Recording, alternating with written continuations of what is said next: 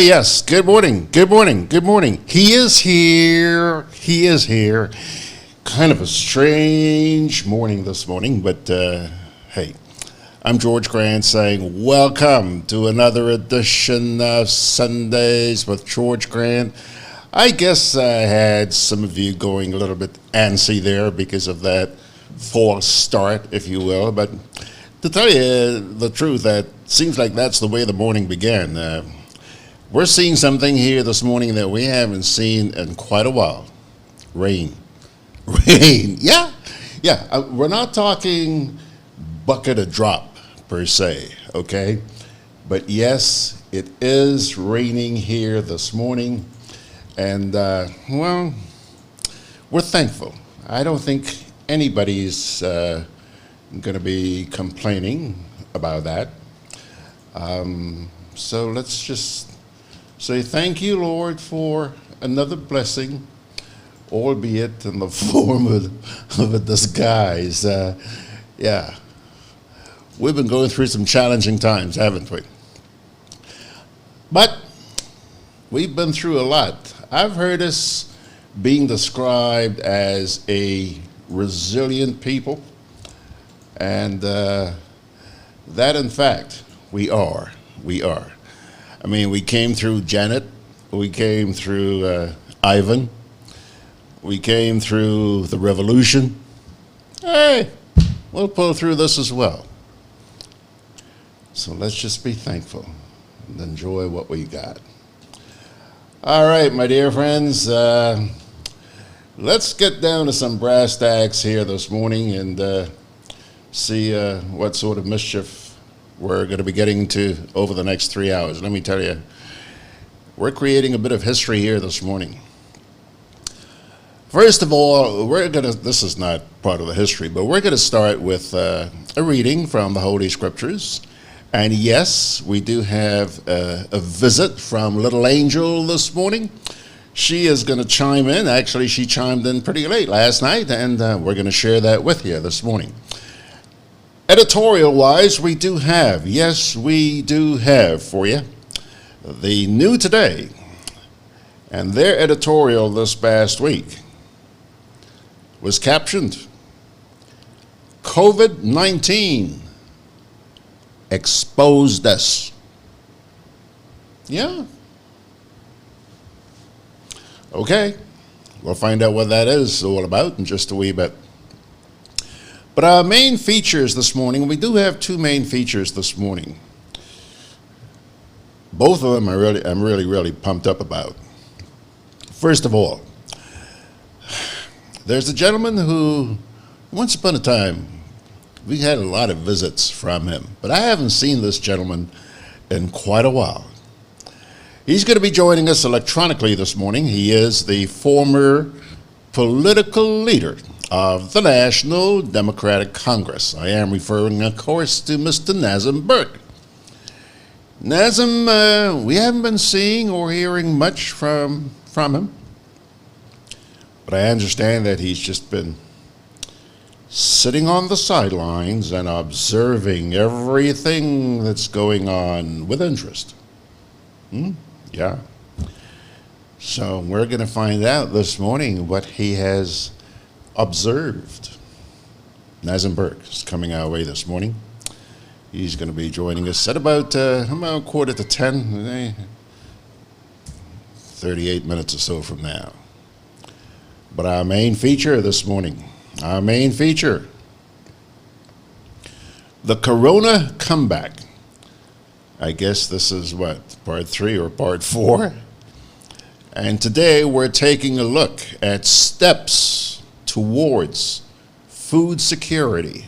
And boy, let me tell you, do I have a side lined up for you this morning? Do I have a side? Listen to this. I got 6 people who are going to be sitting here, well, not in here, but around the world and discussing food security with you. 6. One of them is Dr. Norma Samuel. She's the president of the Global Forum for Rural Advisory Services. Had the pleasure of meeting her for the first time. I met these 4 ladies for the first time yesterday. And overnight, I met one of the gentlemen, and earlier on this morning, I met the other gentleman. Anyhow, I met Norma yesterday when we were doing a dry run. One of the gentlemen I met was Alpha Sennon this morning. He's a youth farmer and founder of an organization in Trinidad called We Help Youth Farm, WHY Farm. Y Farm, okay? We Help Youth Farm. Boy, very enthusiastic young man, as I discovered about an hour or so ago. We had our little chat. And these 2 are going to be joined by Dr. Hlami Ngwenya. Let me spell that for you so you don't think I'm faking it. Hlami Ngwenya. This lady is a lecturer and systematic change consultant inter alia, South Africa. That's where she is this morning, South Africa. We got pretty darn good reception on the internet from her yesterday, and so I'm hoping that that holds up this morning. So she is the 4th. The 5th person, Dr. Cheryl Rock. Dr. Rock, food safety specialist. And she's actually a Bajan, I think. But she's based in California. And that's where she's going to be speaking with us from this morning. Folks, they're all over the world this morning. And then, right in our backyard, Dr. Tessa Barry, who was with us a few weeks ago. In fact, Tessa's been with us several times in the past. And she is an agriculture extension specialist. She is actually going to be moderating this discussion this morning that this group is going to be having about food security. So you thought I was kidding when I told you we got a big thing going on here this morning? Nah, man, we do. We do got a big thing going on here this morning. So hang in there. Now, let me take a look and see who's awake already. Oswin Lewis is saying, he's watching from St. Vincent. Oh, that's where Oswin is, in St. Vincent. Hello, Oswin. See, your PM kind of ruffled some feathers down here the other day, eh? Oh, yeah, Oswin. Life is good, isn't it? Dennis Perkins is saying, good morning, George and class. Hope all is well with you all.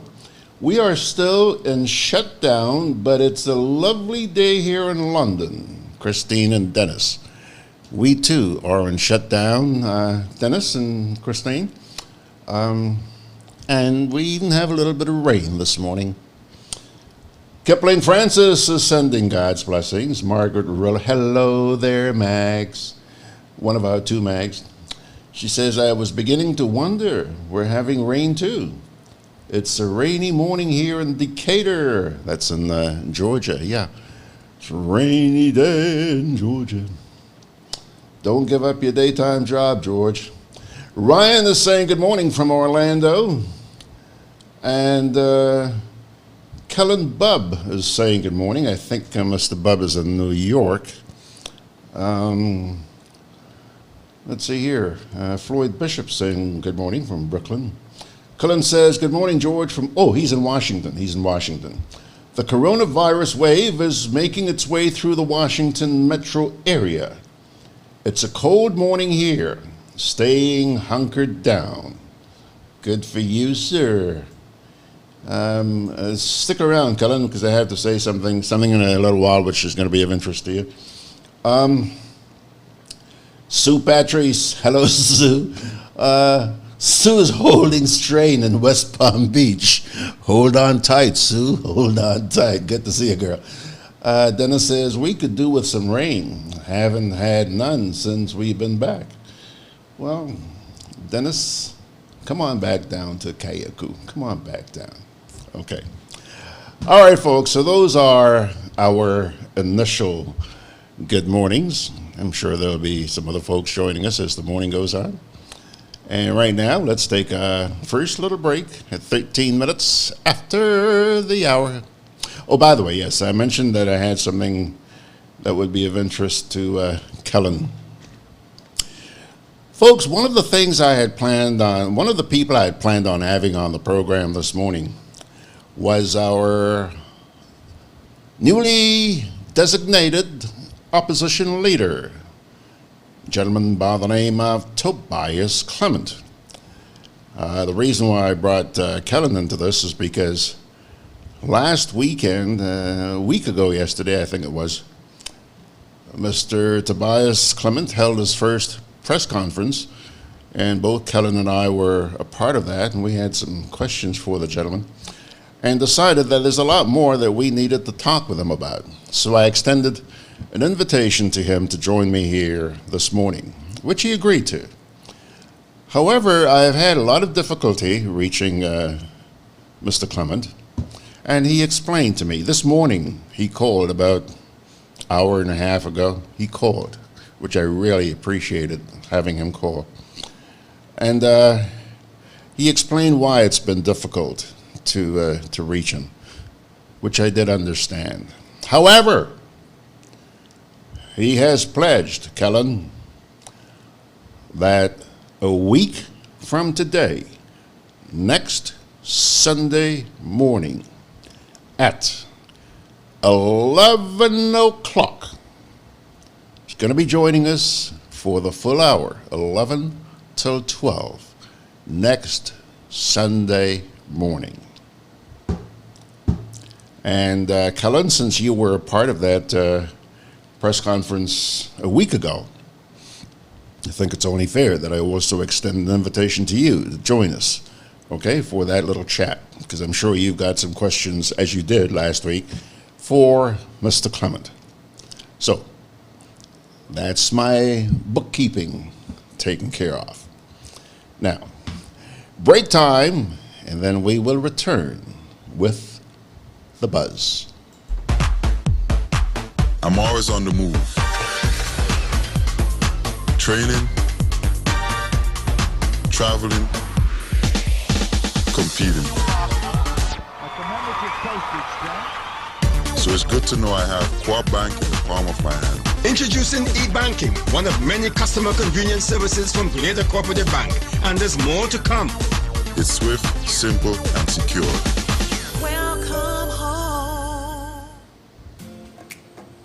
Juve chocolates, cocoa nibs, and cocoa balls from Diamond Estate Grenada are now available at Amazon.com, Amazon.ca, Amazon.co.uk, and GrenadaMarket.com. Try the sensational touch of nutmeg and a touch of ginger chocolates, 75% dark and rich, 100% pure cocoa, and their 60% dark and sweet chocolate bars today. Amazon Prime members enjoy free shipping on these orders in the USA, Canada, and Europe. GrenadaMarket.com. When you can't come to the island, the products of the island will come to you.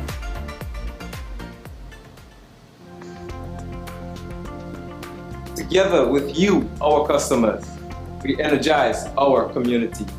Together with you, we energize our economy. We are working together to give our nation a better tomorrow. With you, we energize our future. Together, we energize our nation. Thank you for partnering with us as we energize our Spice Isle. Renlec, energizing our Grenada. Conveniently located in the Grandstand Shopping Center, for over 40 years, Food Fair has provided quality service at affordable prices. Now, grocery shopping is made easier and more convenient from the Food Fair web store. Hey, babe.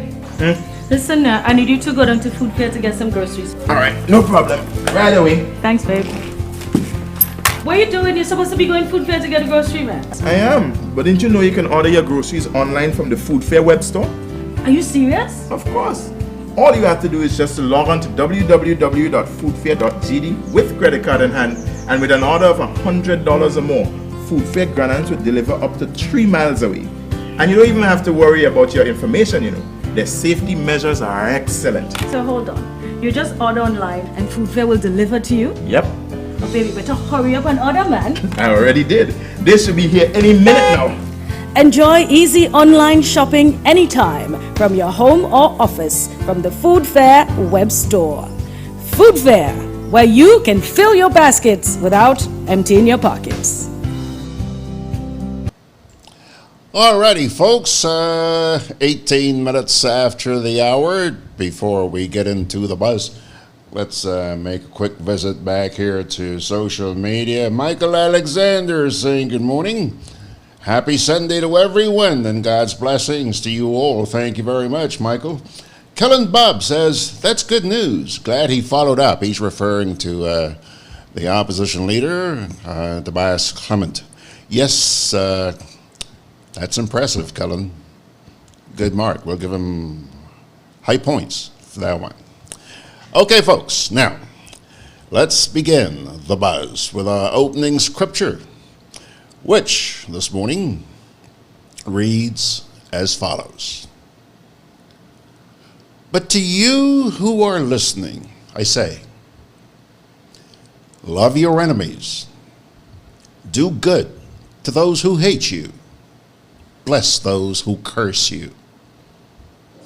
Pray for those who mistreat you.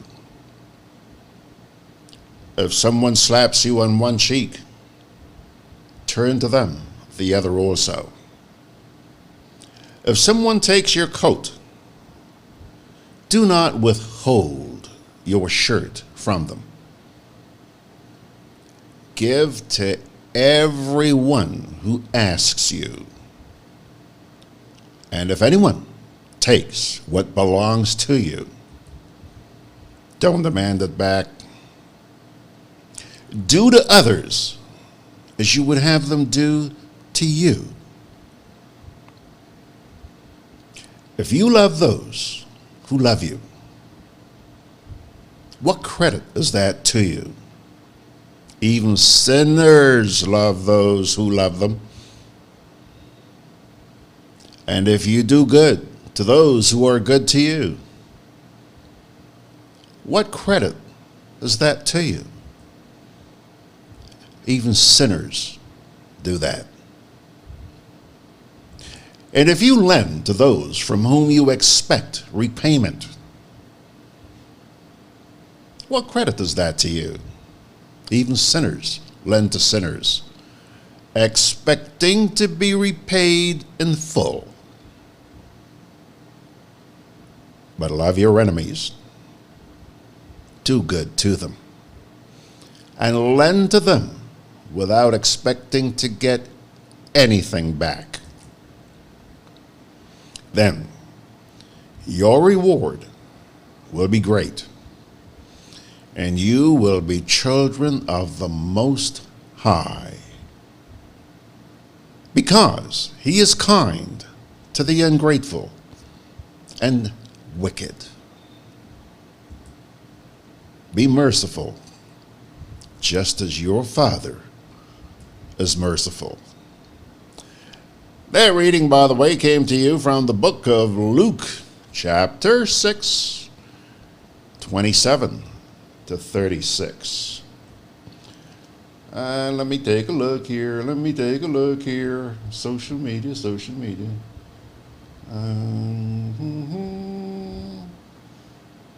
Okay. John Nosyneck. Hello, John Nosyneck.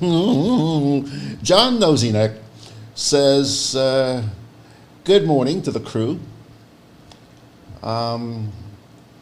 Ryan says he's waiting to hear what Toby has to say for himself. Boy, aren't we all? Aren't we all? I'm really looking forward to that conversation. Really looking forward to that.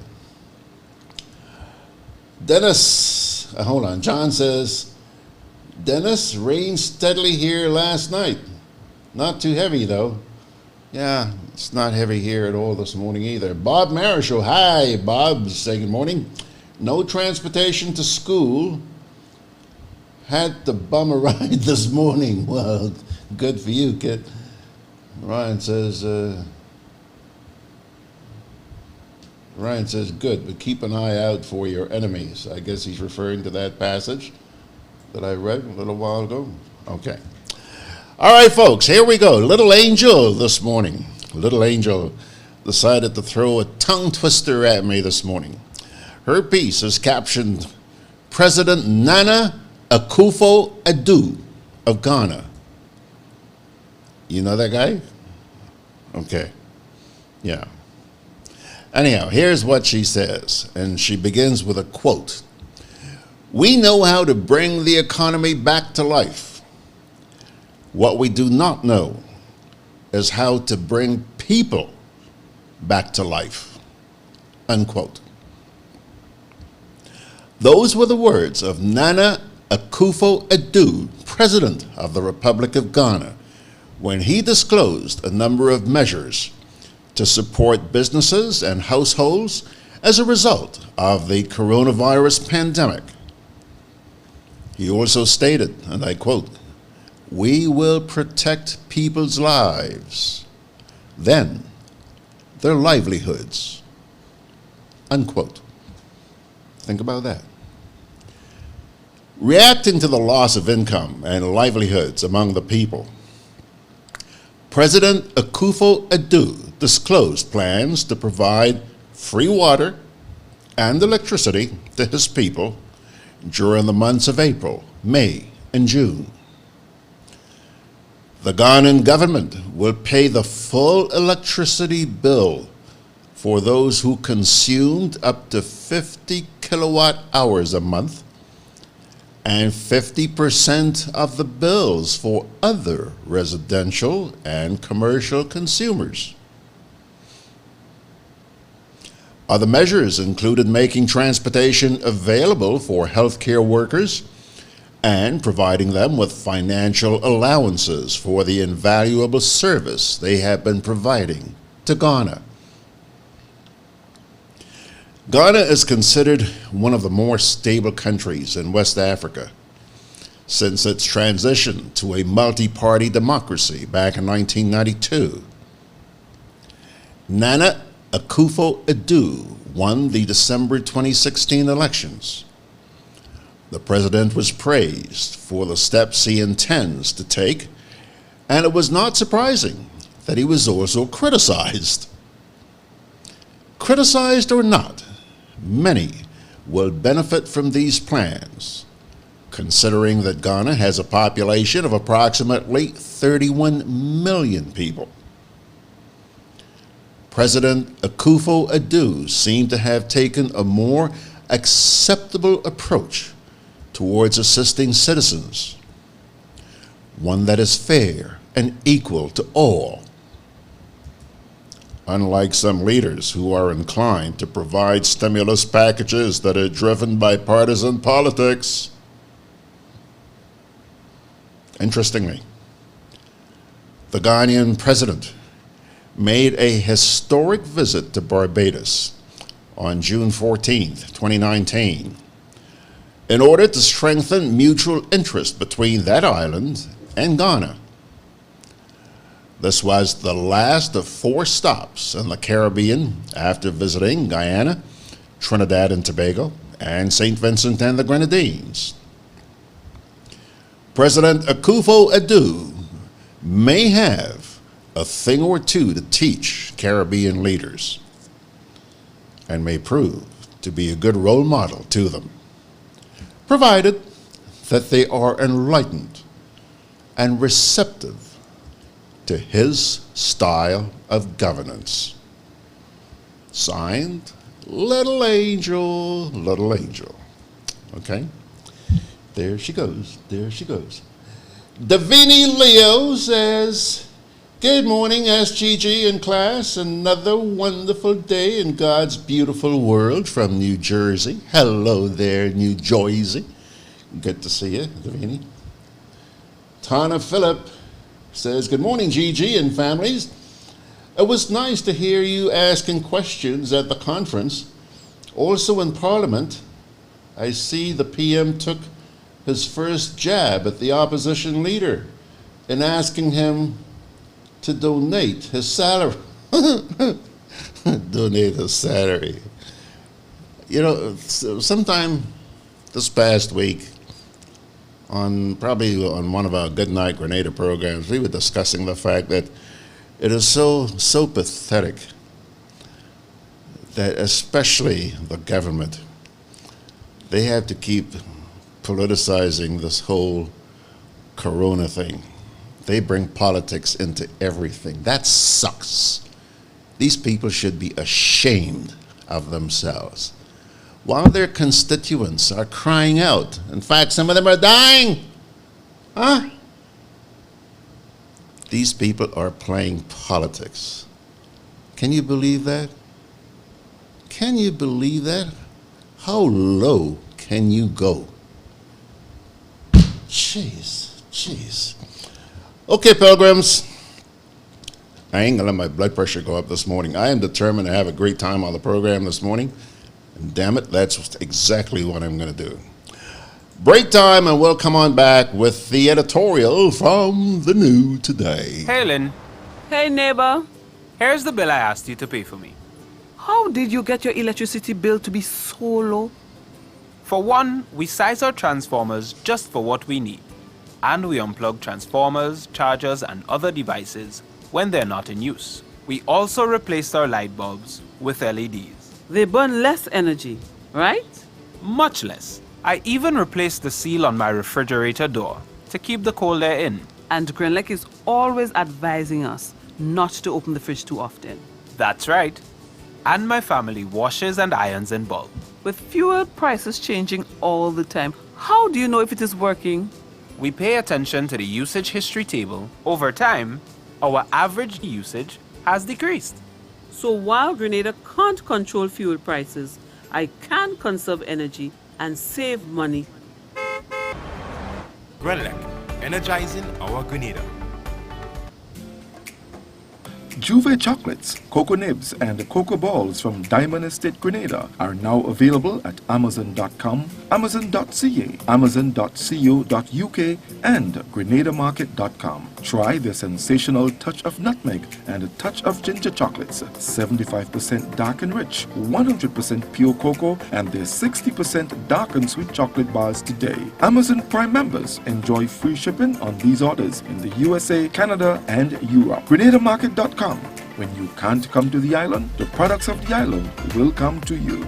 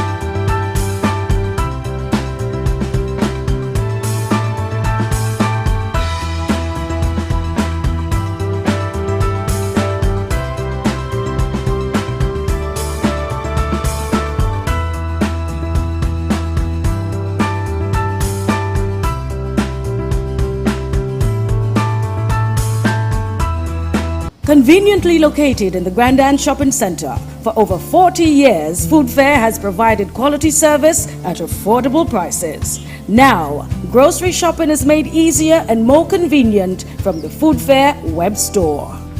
Hey, babe. Listen, I need you to go down to Food Fair to get some groceries. All right, no problem. Right away. Thanks, babe. What are you doing? You're supposed to be going Food Fair to get a grocery, man. I am, but didn't you know you can order your groceries online from the Food Fair web store?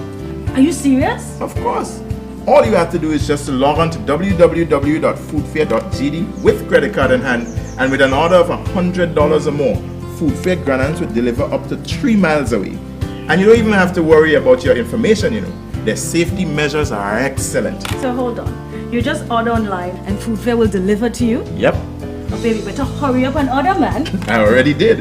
They should be here any minute now. Enjoy easy online shopping anytime from your home or office from the Food Fair web store. Food Fair, where you can fill your baskets without emptying your pockets. Alrighty, folks, 9:33 this morning, and a couple notes here on social media. John says, sadly, come election time, the electorate will have forgotten. Ain't that the truth, John? We tend to have very short memories. Goes along with the short attention spans that people have these days.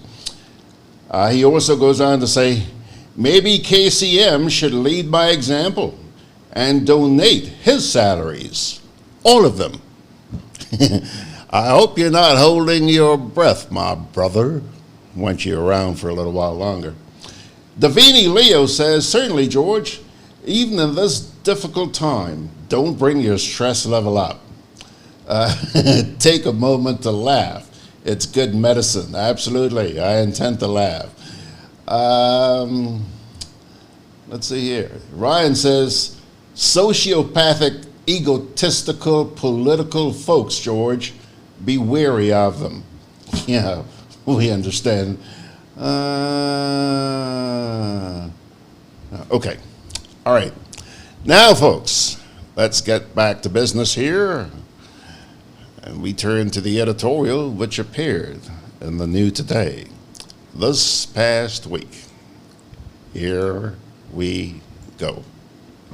Okay. The New Today captioned their editorial this week, COVID-19 exposed us. Curious? COVID-19 has severely wounded the economic policies being pursued by the current ruling New National Party government of Prime Minister Dr. Keith Mitchell. The main plank of the policy is the selling of Grenadian passports to raise revenue, promotion of information technology, and tourism, especially through the building of hotels from the proceeds of the Citizenship by Investment program.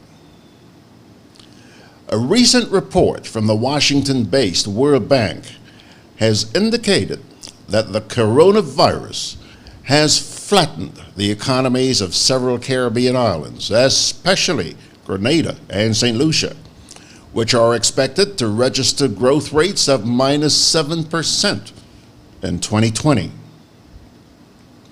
Grenada was once the envy of the Windward Islands in the 1970s, with its impressive economy based around solid returns to farmers from the sale of nutmegs, spices, bananas, and cocoa.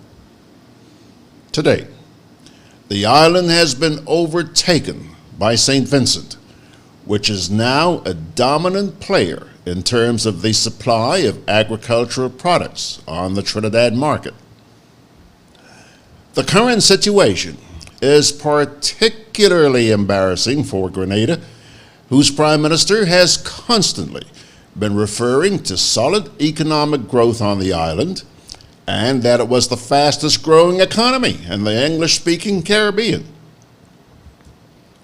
Less than a month of COVID-19, and the Grenadian economy has folded and collapsed to -7.3% in the region, and even below that of Haiti, which is known to be the poorest nation in the Western Hemisphere. The reality of the situation is that if the coronavirus sticks around for the next 10 to 15 months, the situation in Grenada will continue to be on the downward trend. This newspaper is doubtful that the sale of passports will raise any significant sums of money for the island in the foreseeable future, since world travel will be on the decline. In addition, the building of hotels at this point in time will not be attractive, since foreign investors will not be inclined to pour their money into an industry that is right now flat on its back. The New Today is very concerned about the thousands of locals who work in the tourism industry, especially hotel workers and many of our top flight restaurants and eating places, as well as taxi drivers, cruise ship vendors, and water taxi operators. The reality is that hoteliers will be under serious financial constraints to keep their doors open, pay salaries to workers, and to pay bills, especially the usual high cost of electricity each month. The recent spat between Prime Minister Mitchell and his Vincentian counterpart, Dr. Ralph Gonsalves, has brought into the open a very important issue concerning the economic policies being pursued by the two neighboring islands. Dr. Gonsalves is known to be totally opposed to the sale of Vincentian passports to raise money, and has concentrated a lot on building the productive sectors of the economy, especially the development of a strong agricultural sector to promote food security.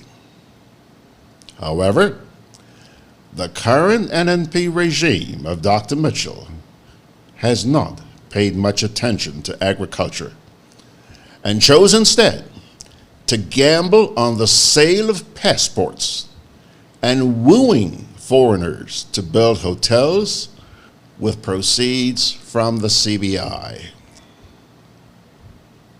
The St. Vincent Prime Minister, an astute politician, was gloating and throwing jabs at Dr. Mitchell with his offer of providing food for Grenada's two dependencies of Carriacou and Petit Martinique.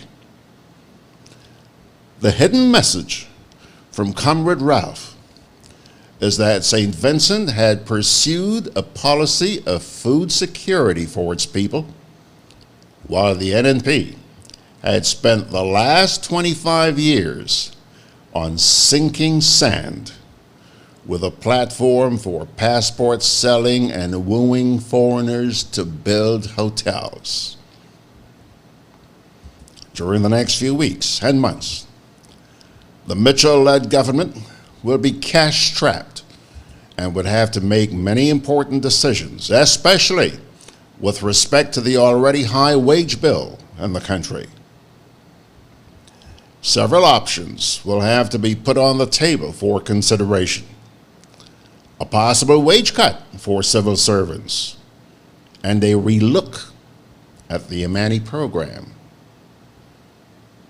As expected, Prime Minister Mitchell will be forced to make the decision or decisions with the next election in mind. But he has very little or no options open to him at this point in time, since the fullness or emptiness of the Treasury will be the determining factor. The current situation looks very gloomy and bleak for Grenada. Unlike the Hurricane Ivan era, when many countries around the world moved quickly and sent millions in assistance for Grenadians who were left flat on their knees and badly in need of assistance. All the major economies in the world are now affected by the coronavirus, and Grenada cannot expect to receive the kind of freeness that was available in the aftermath of the hurricane, as well as any preferential treatment, since virtually all small countries will be looking for help from the richer countries around the world, who would be using the next few years to recover from the same virus themselves. The New Today is convinced that COVID-19 has now brought home the message that Grenada has to change course in terms of its economic direction, especially the need to pump millions more into the agriculture and health sectors.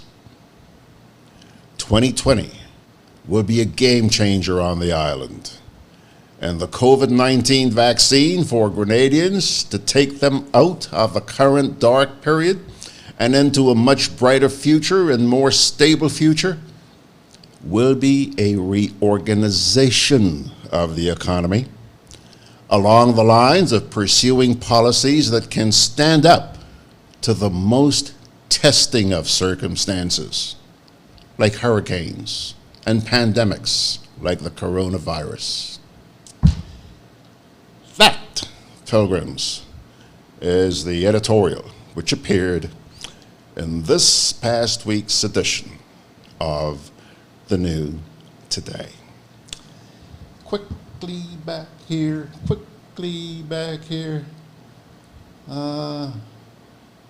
Okay, I'll tell you what. I'm going to take a little break. Let me take a little break here first. And then we will return to take a look at some of the comments that you guys have been posting there on social media.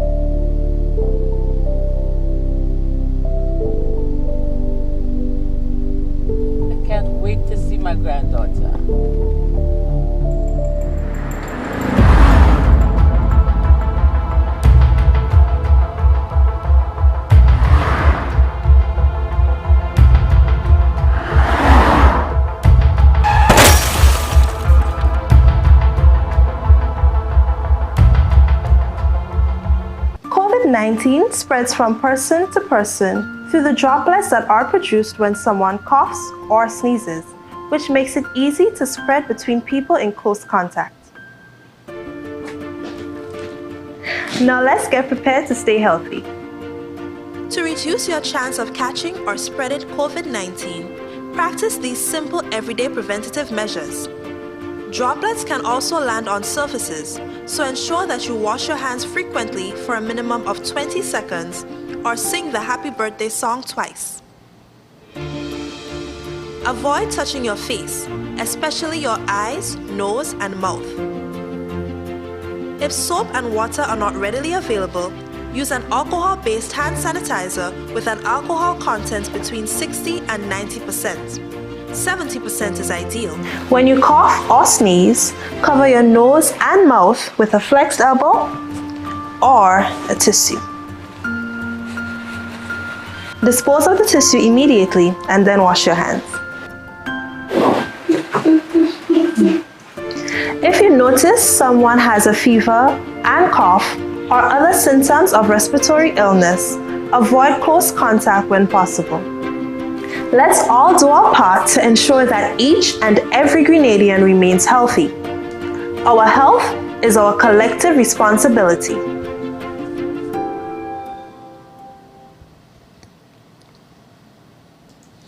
Okie dokie, folks. It's 9:47. I was expecting Mr. Burke to pop up at 9:45. Well, I haven't seen him yet. We're going to find out in just a wee bit what happened. I certainly hope he's not still sleeping, but we'll find out in a wee bit. In the meantime, let me take another look here at social media. Century 21, Grenada Grenadine says, "Morning, George. We have a difficult road ahead of us, hoping for the best for our people, and our voices will be heard. Let's all do our part to stay safe and work towards recovery. Take care." You know, just let me make a quick comment on that, Century 21. I know that a lot of people are not very pleased with the way that government has been handling this whole thing. But you know, I like to be honest, I like to be fair, and I have to admit that I do believe at times they have been listening. I don't have the time to get into specifics here right now, but I can tell you that there are things that we have been discussing on my WhatsApp forum that government ought not to have been doing or ought to be doing. And we're seeing those things being addressed. Sometimes they hold press conferences and there may be outcries, and I'm seeing those outcries being addressed. So yes, I think we need to be fair and honest that at times they have been listening. All right? Ryan, hold on. John Nosinek says, read the hotels and agriculture. If the hotels don't fill up, then these should be a surplus, then there should be a surplus of food for Grenada. Therefore, needing less imported food. I like your logic, John. Tana Phillips says, George, I heard Mr. Burke will be on shortly. Maybe Clement will have his first senatorial peak, seeing that they're both from Carriacou. It will be interesting. We'll hear what Mr. Burke has to say about that. By the way, I noticed that he has just popped up. Margaret Rello says, new today? You said it. Ain't that a shame, though? And we have such good soil. Instead of selling passports, we could have been agriculture rich right now. Okay. All right, folks. Senator Burke has popped up. Senator Burke, if you're hearing me, just wave. Yeah, there he is. He's waving. I'll tell you what, we're going to take a quick little break here. Let me set up the senator. What am I talking about? Senator Burke. You got to be kidding. I'm a little bit behind the times. Anyway, Mr. Burke, we're going to take a little break here, sir, and we'll come back with Mr. Burke. I'm always on the move. Training, traveling, competing. So it's good to know I have Quad Bank in the palm of my hand. Introducing e-banking, one of many customer convenience services from Grenada Cooperative Bank, and there's more to come.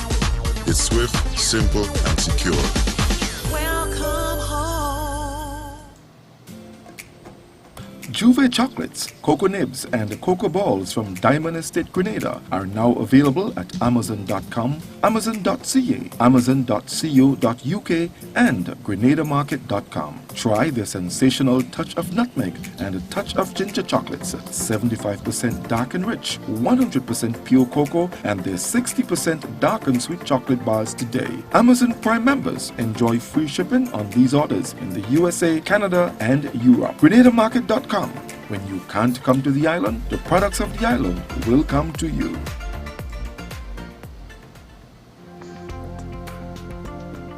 Together with you, our customers, we energize our community. Together with you, we energize our economy. We are working together to give our nation a better tomorrow. With you, we energize our future. Together, we energize our nation. Thank you for partnering with us as we energize our Spice. GRENADA, energizing our Grenada. Conveniently located in the Grandstand Shopping Center, for over 40 years, Food Fair has provided quality service at affordable prices. Now, grocery shopping is made easier and more convenient from the Food Fair web store. Hey, babe. Listen, I need you to go down to Food Fair to get some groceries. All right, no problem. Right away. Thanks, babe. What are you doing? You're supposed to be going Food Fair to get a grocery, man. I am, but didn't you know you can order your groceries online from the Food Fair web store? Are you serious? Of course. All you have to do is just to log on to www.foodfair.gd with credit card in hand, and with an order of $100 or more, Food Fair Granadas will deliver up to 3 miles away. And you don't even have to worry about your information, you know.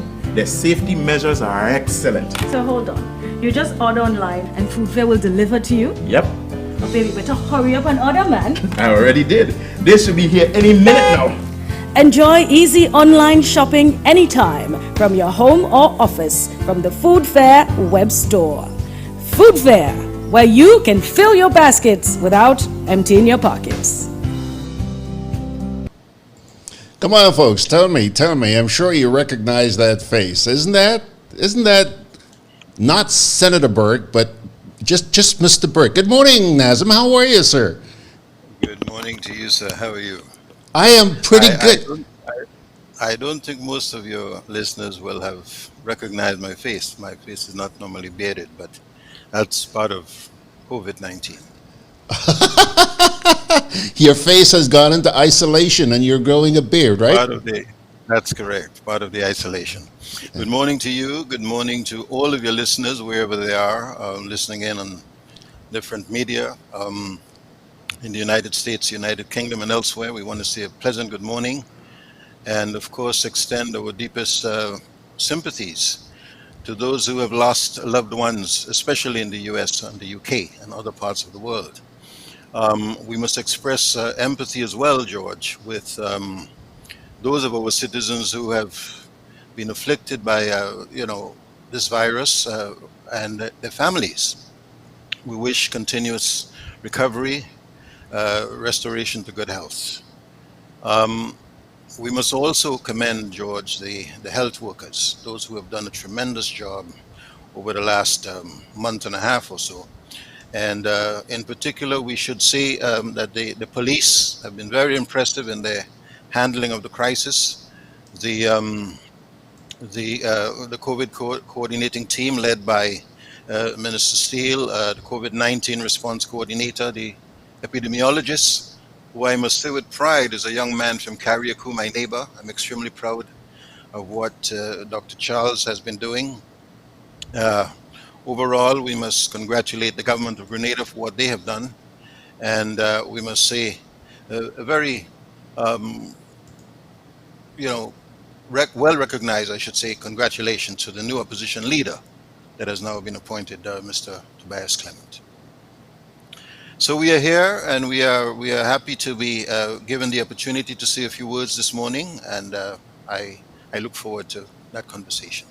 Well, it's been an awfully long time, Nazim, and I bet you didn't expect that when on your first visit back you would automatically be appointed senator, as they did a little while ago. Slip of the tongue there. But bad habits die hard, you see. Yes, don't remind me, Nazim. I don't know if you know somebody in England named Marina Williams Johnson saying good morning to you and how good it is to see you. I think we all feel really good at seeing you this morning, and we're delighted that you could make it. Now, as I mentioned earlier on, it's been a little while since last we saw you. What have you been up to since? You mentioned to me this past week that you'd been quiet, but observing what's going on. Talk to me. Well, first of all, I am primarily engaged in livelihood, making a living. Because as you would appreciate, George, I'm not a wealthy person. Having been involved in the politics for many years, it involves sacrifices and compromises. And now that I am not directly in the front line, in a manner of speaking, I have returned to the practice of law in a more dedicated way, trying to earn and trying to live and trying to support myself and my family. So that has been a major part of what I've been doing. In the meantime, I continue to assist in the constituency of St. George Northeast. This is my home, this is my community, these are the people that I love. And in many different ways, I continue to assist in whatever way I can with persons not playing political games, but more being focused on matters of assistance wherever we can, whether it's financial or whether it's advice, whatever the form it takes, assisting people in our community. I also have been assisting somewhat in the background, but assisting especially the young senators where I could in ensuring that they understand the parliamentary procedure and making suggestions where I can in respect of the bills that are coming up for debate. Because I do believe that at the end of the day, it is the young people that will have to take charge of our future. They are the future. And whatever support and advice I can give in that regard, I continue to provide. So in other words, you've been busy and not sitting on your laurels. You just mentioned, you're still helping the young senators in the Senate and Parliament. What changes do you foresee with the appointment of the new opposition leader? What changes do you foresee coming down the road? Well, I think change can occur at two different levels. The dynamics, first of all, at the level of the House of Representatives, the dynamic of that house will change somewhat in that you now have somebody who would be in there in an official capacity as opposition leader, taking issue with the issues that must be taken issue with, so to speak. Somebody is going to disagree with the government on some of the policy choices that it makes, on some of the laws that it seeks to pass, and that person will speak up. So I think having an official member of the opposition in the parliament is going to be useful. It's going to be helpful. It will, in some respects, strengthen the democratic traditions of the country. We've not had an opposition leader since 2013, formally speaking. And of course, that, I believe, is an opportunity for the new opposition leader to show his colors, in a manner of speaking, and to be the voice of the populists who do not have a voice in the lower house of parliament. I think also at the level of the Senate, there could be some new dynamics depending on what choices unfold. Of course, with a new leader of the opposition, he would now have the prerogative, so to speak, of selecting those members of the Senate who he's authorized under the Constitution to select, 3 members of the Senate. And I anticipate that there may well be some change or modification in that framework. Now, we presently have 3 independent senators, so to speak. I'm not referring here to the agriculture and health and business representatives, but 3 representatives that are there at the discretion of the Governor General. And it is quite possible that those persons may be asked to relieve themselves of the position or may be relieved of the position. It is quite possible that the new leader of the opposition may ask the Governor General to elect new persons. It is possible that these members may choose to resign so as to give way and give the opportunity to the new leader of the opposition to make the choices that he would be more comfortable with. So I think we have to anticipate that a change in dynamic may come both at the level of the lower house and at the level of the upper house. And change can be for better or for worse. Yes, that is always the case. Change can be for the better, change can be for the worse. We hope that these changes are for the better. I do believe, and I was just going to ask you, Naz, are you optimistic? Are you optimistic? Yes, I am optimistic about the future because I do believe that as long as we do have opportunities, there is reason for optimism. And every crisis, every challenge, every difficulty, every adversity presents with it side by side opportunities. The secret, I think, for the leadership, for leaders, is to be able to spot those opportunities in the midst of a crisis. That's essentially what visioning is. The essence of vision is to be able to spot opportunities within a crisis and to grasp those opportunities by the hand and take them and move forward and allow them to blossom into a new reality. So I'm always, I'm eternally optimistic about Grenada's possibilities and Grenada's future. I do believe and I do maintain that this country has tremendous potential. What has driven my own commitment to the policy-making process in the country and to the politics of the country is the unshakable belief that if this country were to find the right caliber of leadership, and I'm not speaking here of any one political party, but if it can find the right calibration in its leadership dispensation, this country can be the envy of most of the countries in the Caribbean region. That's my firm conviction. You know, as I listen to you, I can't help but detect your sense of optimism. And I'm sure that over the last month, you've spent some time reflecting on where do we go from here. A lot of people are obsessed with the mess that we find ourselves in, not just us, but the rest of the world. And I am hoping to get people to start thinking about what's next, what comes after the coronavirus. Already we're seeing indications that agriculture is going to play a far more important role than it has to this point. What have you been able to pick up, Naz? What changes do you expect coming out of this crisis? Well, let me say, George, our country, and of course most of the Caribbean countries, to be frank, but our country has experienced low average annual economic growth for a very long time. And this low or negative, you know, it has gone below the radar, the needle has gone below the radar, it has been above the radar, but whenever it goes above the radar, it's by very small amounts, right? Average annual economic growth has been extremely low over the years.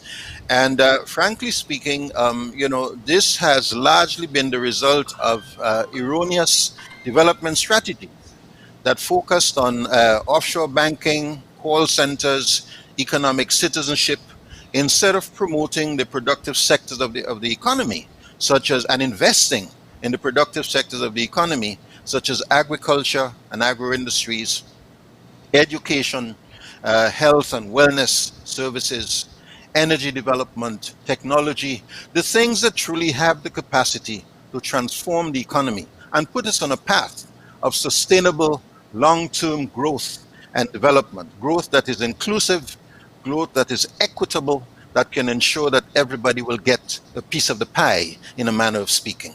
Our policy choices, in other words, have been erroneous. And because of those bad choices, insufficient growth has turned into constrained public finances for the government. Governments do not collect sufficient monies. The truth of the matter is, it's a very small tax base. I heard the Prime Minister referring to it in his presentation a couple of days ago. That is a very small tax base, limited revenues coming from different sources. And the government, of course, is required to finance all kinds of things, you know. And what it means really is that the health system is underfunded.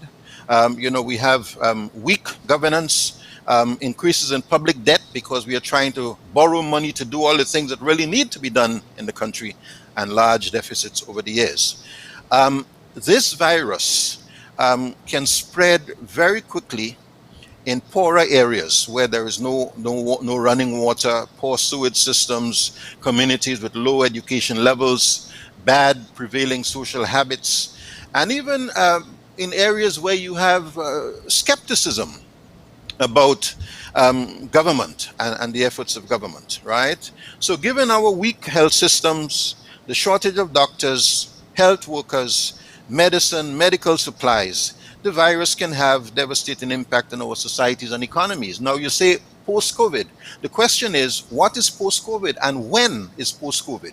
We are already hearing, George, that there are, you know, the view is strongly held in some quarters that there could be a second surge or a second spike of this disease, a resurgence in the fall. We are also hearing, surely out of Korea, South Korea at the moment, that some of the persons who tested positive for the virus, as many Yep. as 190 something of them, I'm told, who tested positive, have since been cleared, and there has now been some kind of resurgence. Revival, whatever that word, the scientific word would be most appropriate. But It's being there's signs detected that in these them again. persons- It's been detected in them again, yeah? Yeah. So that, we don't know when this thing is going to end, what it's going to mean, So the government is going to be facing the potential of a very heavy human, financial, economic, and social cost. At the same time,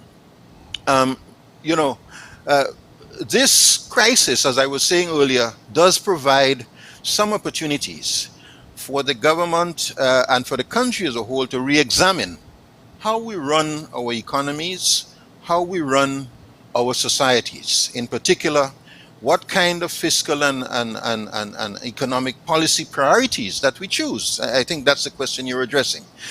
For example, what priority do we give to our health sector, to diagnostic capacity, testing capacity in the country, not just for COVID, but remember, George, we in the last 50 years, the world has seen the emergence of 29 new diseases, yes, ranging from Ebola to MERS to SARS to chikungunya to Zika to the coronavirus, novel coronavirus, and many others, And each of these epidemics and then pandemics can have a devastating toll on economies and society. So it is quite clear that we are living in dangerous times. And so for any economy or society, you must ask yourself, what am I going to do to strengthen my health system going forward?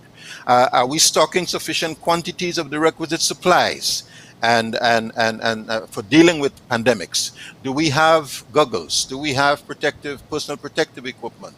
Do we have sufficient ICU units in our country? Do we have the masks that are required? Given that this thing can reoccur, how are we going to deal with this situation? Do we have a proper health infrastructure? How do we train and keep and compensate our health workers? We are training doctors. Many of them are getting frustrated. Many of them are leaving the public service and going to see where they can get jobs elsewhere. Many of the nurses that we are training are looking for jobs and opportunities and job security elsewhere. Are we training sufficient of them? Are we compensating them? What strategy do we have for keeping them in place? So health is going to be a big issue going forward. What about agriculture? Are we giving sufficient priority to our agricultural sector, to our food and nutrition security? And what resources have been dedicated to it? For example, George, as you listen to a lot of the conversation and the discourse that's taking place, we are hearing everywhere that the impact that this disease may have on a person depends to a large extent on the quality of your immune system, on the state of your immune system. Your immune system is linked to your lifestyle, is linked to the food that you eat, the quality of nutrition that you take in, whether you're exercising, whether you're keeping fit, and other things like that. So if we are going to ensure part of fighting this disease and the future risk to disease is that we are going to have to ensure that there is food and nutrition security in the country. What are we going to invest in agriculture to ensure that we do that? How do we strengthen the Food and Nutrition Council? What commitments do we give to it? How do we ensure that we educate people? It may also require not just agriculture and health, but a revamping of the education system and the education curriculum. For example, is it more important to teach sex education in schools than to teach hygiene? Are we really teaching our young people and our people how to practice good hygiene? Because again, we are hearing and we are seeing that it's not just a question of wearing a mask. It's about ensuring that you develop good habits. And if you develop good hygiene habits, they in turn can end up ensuring that your character changes, because it is the repetition of activity that results in habits, and it is the practice of good habits that ultimately become formed into and ingrained into your character. So the social character of the society must be changed, and that will require a certain degree of leadership. What resources are we giving to developing the public health capacity in the country and the public health status in the country? Are we going to ensure that every citizen has running water? It's one thing to say wash your hands all the time. What about the people who don't have water? What about the people who don't have pipes? How do they ensure that if they don't have water, they will wash their hands several times a day? Can they afford it? Do the circumstances allow it? This is going to be important. What about the commitment to ensuring that people are able to properly dispose of waste in a hygienic way? Are we going to ensure, for example, that our people have indoor toilets? There are parishes in this country where still 20% of the people still are using outdoor toilets. That's certainly the case in 1 or 2 parishes. What are we going to do? In other words, how do you prioritize for changing the economy, for changing the society, for changing the habits and the practices in the society? This is going to be a big challenge for the government, and these challenges are going to come at a time when we are seeing the risk of increased new pandemics. We are seeing the risk of not only the pandemics, a return of this one, but the exposure to new ones as well, George, and I think we must not forget that, the looming threat of natural disasters in our countries, hurricanes, and climate change, tsunamis, earthquakes, yes, and climate change, and the need to invest in disaster risk reduction and building resilience. Our countries are so small that when a hurricane hits, it's not like what happens in the United States or the United Kingdom. If something happens in California, they can take resources from New York and bring it to California. Something happens in Louisiana, they can take resources from New York and bring it to Louisiana. When something hits our country, the entire economy, the entire country, right, is destroyed in one stroke. And so you have to be able to invest upfront in building resilience so that we can withstand the risks and dangers of these natural disasters. So it's not just a case of fighting the invisible enemy, but a case also of preparing for the visible enemy. And in that context, I'm saying the challenge for development is going to be huge, and these countries simply cannot afford to be making these little cheap choices based on political considerations to keep yourself and your base happy, or to keep your friends and your members happy. But there has to be a long-term strategy for development that will require a reallocation and shifting of resources that moves away from the kind of frivolous choices of economic policy to the things that have the potential for building resilience, fighting climate change, and providing long-term sustainable jobs for our people. George, this crisis has created some monumental problems for our country. The government has said that it's going to respond by a stimulus package. Frankly speaking, as I hear the words stimulus package, I take it with a grain of salt, because that's the word that the big countries are using. They are actually introducing genuine stimulus package in the United States, $2 trillion. That is more than the GDP of all of Africa combined. And that's what they're going to be doing in their country. For us, this is more in the nature of a survival kit, not so much a stimulus package. This is not going to have and I'm not blaming the government. I'm just saying that is what our potential will allow at the moment. This is not going to stimulate the economy in any significant way. It's intended to provide some measure of income support, in the short run, over the next 3-month period for the people. And I think that that is only the beginning. The government is going to be faced with some huge challenges, and we're going to have to see how this thing goes. I think also that the government is going to have to very carefully decide how to dispense with that money. By the way, George, as I listened yesterday to the day before, I think it was, to the presentations, it was still not clear to me exactly how much money, what's the size of the stimulus package. The government did say that it was seeking approval for $50 million by way of the supplementary appropriation legislation. At the same time, in one of his earlier press conferences, the Prime Minister did note that he already had in place the contingency fund that was required by the fiscal responsibility, by the public finance management legislation.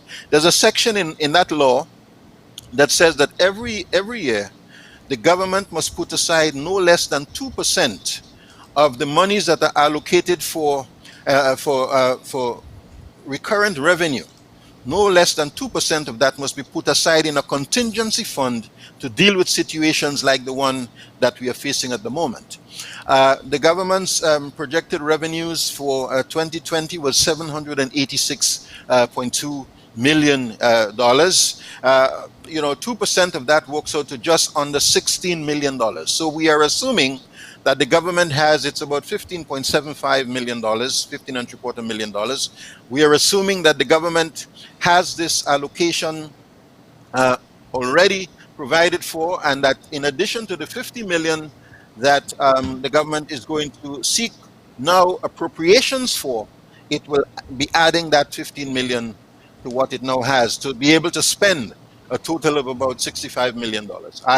I'm hoping so, because the numbers that the government spelled out in their presentation, surely as detailed by Senator Simon Steele, it looks to me that it is closer to 65 to $70 million is what the government plans to spend. I understand them to be saying that payroll and income support is going to be $30 million. That is $20 million for the hotels and restaurants, bars and clubs and other related businesses of leisure. But then $10 million for income support for the transportation sector, bus owners, drivers, conductors, taxi owners, as well as the tourist vendors. So that's $30 million there. Unemployment insurance benefits in the amount of $10 million to be paid to workers who would not have been employed. Who would have been employed at the onset of this, but are now required to stay at home because of the crisis. They will not. Some of them may not have a job at the end of this, as you know. That's $40 million right there. An injection of $7 million into the small hoteliers loan facility at the GDB. An injection of $5 million into the GDB small business loan facility.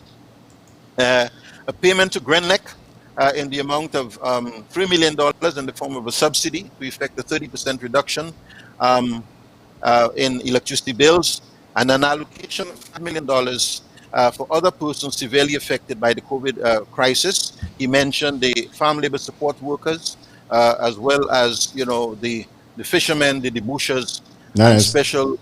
Yes. As I'm sitting here listening to you, and I can't help but just put this together in my mind. You're calling for change, big change in this country. It will have to be. I mean, and no question about it. And I do believe that the Prime Minister would recognize that himself. He's a very seasoned and experienced politician. He is going to realize that this is going to require some fundamental shifts in priority in economic and social. All right. So there's no question about that. Somebody here by the name of Tana Phillip. I have two comments here. Sue Patrice says, yes, Mr. Burke, I know of a woman and 4 kids without a latrine for over a year, and they're living in the vicinity of the St. Paul's police station. More than ever, now we have to be our brother's keeper. So says Sue. But the one that... actually, there are 2. Kipling Francis says, Mr. Burke, if asked to be a senator, would you consider it? And before you answer, hold on. Before you answer, Tana Phillip has a similar question. Tana is saying, as one with the experience, who understands the parliament, and made a great contribution in the House. Question: if you were asked by the opposition to be a part, I guess the person meant opposition leader, to be a part of his team, would you consider the offer? Well, the question is, what is the team? I just read the question. I heard the question. Nice But try. what I'm saying, George, is this. I love this country.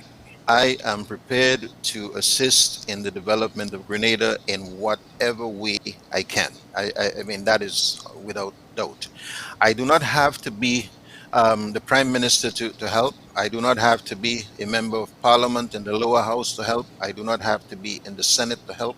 As I was saying to you earlier on, I continue to assist in my community. I continue to assist young people wherever I can, in developing the techniques and so on. But, we have to recognize that, there is a time for everything. There's a place for everything. That's what the good book says. And, I will do what I can where I can. I mean, I don't want to answer a question like that by trying to place the leader of the opposition in a funny spot. I think we should allow people to make their choices. And when they make their choices or they approach people, what if he has already spoken to 3 people? Then I don't want somebody to say, well, Nazim offered What if he himself hasn't? and then and this and that and that and that. Let's allow the opposition leader to make his choices. The commitment I'm giving today is that I will always love this country. I will always be prepared to assist this country in whatever capacity I'm called upon to do. All right, Naz, first of all, the opposition leader was supposed to be on here this morning, but we had to postpone that to next Sunday morning. He's going to be on 11 o'clock next Sunday morning. So you better find yourself in front of a television, not a television, well, yeah, television or a computer next Sunday morning at 11 o'clock. I will follow through, yes. And 2, Sawandi Sam is saying here, we need your voice in times like these. I honestly think you should. Well, that's why I'm on the program this morning, so that you can hear my voice and I can share my views, not coming with a political cutlass waving in my hand, but rather to be able to look at the situation objectively. And I hope that the Prime Minister and his will have the courage and the foresight to realize that this problem is bigger than the NNP, is bigger than the NDC, and that the countries that are truly successful are the ones who are able to draw on their greatest potential. If human potential. If you have 2 economists in the country and you say that you're going to hire, and one is NNP and one is NDC, and you say that the only one you're going to hire is the NNP because he supports your party, then you're operating at 50%. Yeah. If you have 4 doctors and you take 2 and you don't take 2 because 2 supports your party, then you're operating at 50%. The question is, how can we marshal the fullest potential of the human capacity of our human stock? That's really the question for us. And really, it comes down to the quality of leadership. Bottom line, Naz. All right. I'll tell you what, Naz, we're rapidly running out of time. There are a couple more questions here, which we're not going to have time to get into an in-depth answer. But Dexter Miller is asking, what's your take on the payment to GRENLEC to reduce electricity bills? Frankly, I do not think it's a good idea. Or put differently, I think it's a bad idea. I think it's a bad idea because, in my mind, the situation that we are in, that is not a priority that I would want to use. Now, if I have $40 million to spend, recognizing how many persons have been thrown out of their jobs. We've talked about it before, so I wouldn't dwell on it. All of them had to go home without jobs, without income possibilities. All of the people who have We know SGU is temporarily closed. We know that there's been a virtual collapse of our tourism sector, cruise ships, taxis, tourist drivers, vendors. We know hotel workers, bus drivers, all of these people have gone home. Some of them will not have an income. We must also remember, George, that there is perhaps about 40% of the working population in our country are part of what we can call the daily economy. These are people who they earn their income not on a monthly basis, not on a fortnightly basis, not on a weekly basis, but on a daily basis when they leave their homes and go out every day to earn the day's keep. That is the case for the people who are roasting corn and selling on the side of the road. That is the case for the small vegetable vendors that are out there. That is the case for the barbecue vendors. That is the case for the debushing workers, many of whom, get 2 fortnights every year or 3 fortnights every year, but outside of that, have to go by somebody and ask for a day work cutting a land or clearing something and so on.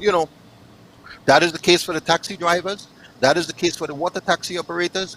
That is for the bus drivers, the bus conductors. These are all people that belong to the daily economy. And perhaps about 40% of our workforce is in this group. The question is, if you have some money to give out, right, is it better, all right, to put that money in the hands of people who do not have an income, or is it better to say you're going to subsidize GRENADA? If I'm in the position of one of these workers, and you have to choose between paying my GRENADA bill for me and giving me $150 to make my own choices and buy food, I want you to give me the cash in my hand. All right. I do not believe that, and not everybody needs electricity support, you see? And it looks to be that it's going to be across the board. I will not do that with $3 million, given my limited income and resources. All right. Naz, thank you very much. Now that we've broken the ice with this visit, I hope it's not going to be another year or two before we see or hear from you. You know where to find me. I think I know how to track you down as well. And Yes. I'd like you to make a commitment to let us see a little bit more of you. Okay? But right now we have to make way for a really great cast that's going to be joining us to talk about food security in this place. And that's going to be a very important issue in the days and weeks ahead. So if you have the time, I would like to ask you to, keep an eye on the platform here and see what these people have to say. Thanks again, my friend. Thank you so much, and thank you to your listeners. I wish you all the best. And of course, I remain open to appearing on the program. I'm happy to share my perspectives on it, and thank you for the opportunity. Anytime, sir. Anytime. You're more than welcome. Thank you very much, Mr. Burke. Now, we're going to go to a break, but before I do, I just want you to take a look so that you see for yourselves that these folks, my goodness, I was just about to say they are in the process of assembling. But from what I'm seeing here right now is they have already assembled. So I'm just going to take a quick break here right now, and then we'll come back. I'll introduce the cast to you, and then the lady at the bottom right of your screen, Tessa Berry, will be hosting or moderating the next hour and a half as these folks get into quite the discussion about food security. Break time. I'm always on the move. Training, traveling, competing. So it's good to know I have Co-op Bank in the palm of my hand. Introducing e-banking, one of many customer convenience services from Grenada Cooperative Bank, and there's more to come. It's swift, simple, and secure. Welcome home. Juve chocolates, cocoa nibs, and cocoa balls from Diamond Estate Grenada are now available at Amazon.com, Amazon.ca, Amazon.co.uk, and GrenadaMarket.com. Try the sensational touch of nutmeg and a touch of ginger chocolates, 75% dark and rich, 100% pure cocoa, and their 60% dark and sweet chocolate bars today. Amazon Prime members enjoy free shipping on these orders in the USA, Canada, and Europe. GrenadaMarket.com. When you can't come to the island, the products of the island will come to you.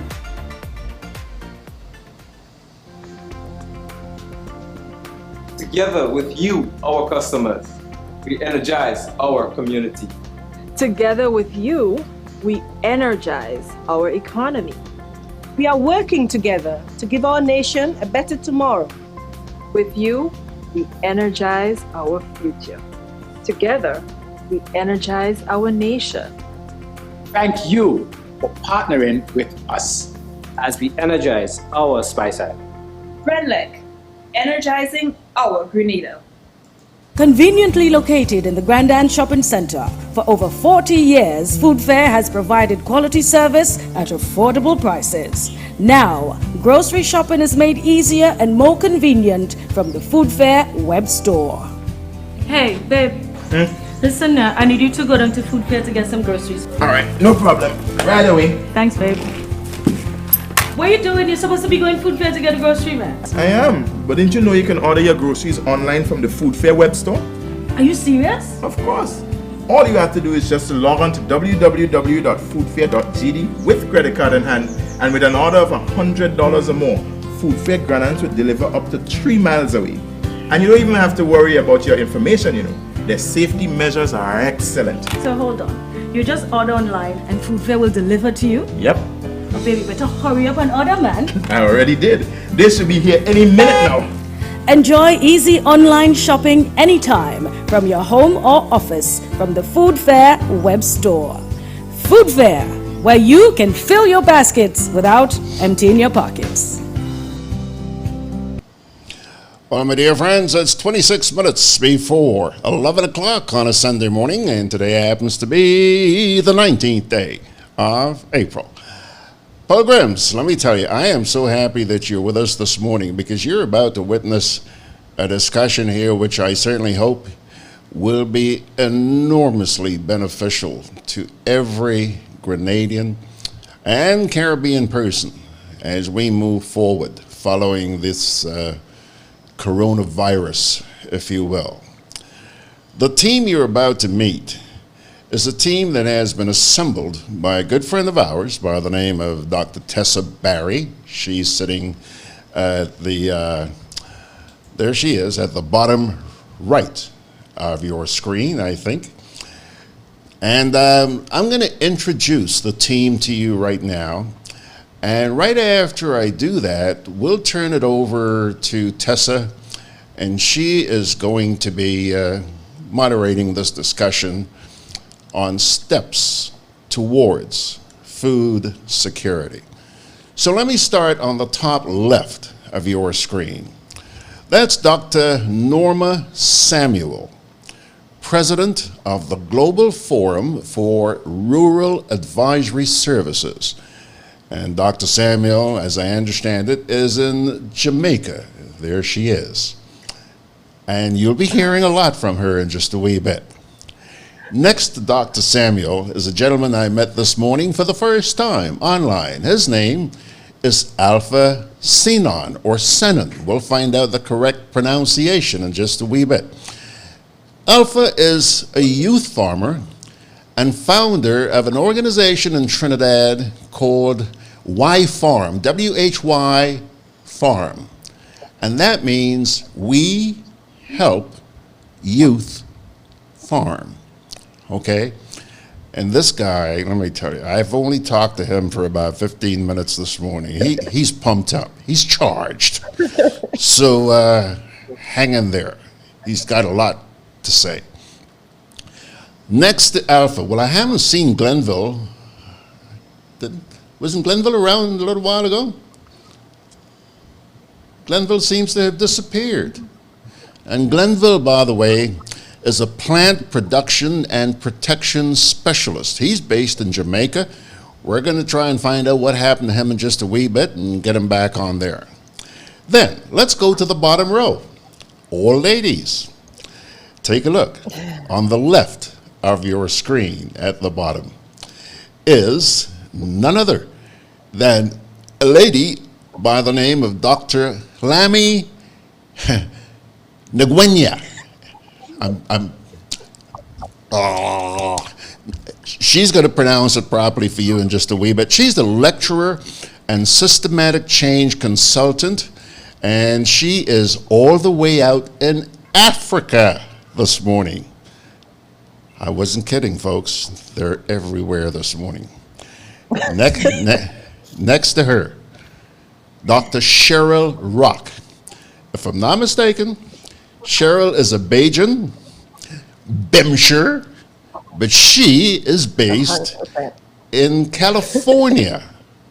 And Cheryl is a food safety specialist. Then, Tessa Barry, our good friend, always there when we need Tess. Talk food security? Yeah. The lady talks a lot about food, and she's about that big, that wide, tiny little squirt. Anyhow, Tessa is an agriculture extension specialist. Tessa, thank you so much for assembling this team.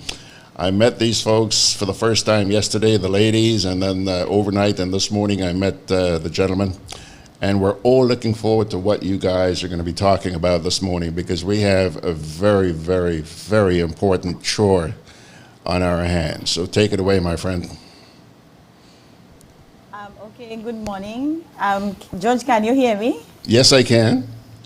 All right, lovely. Good morning, everyone. And good morning, George, Morning. and good morning to your listeners across locally and in the diaspora. It is a pleasure to be here this morning to continue a discussion that has started quite a long time, on food security. So this is no new discussion. So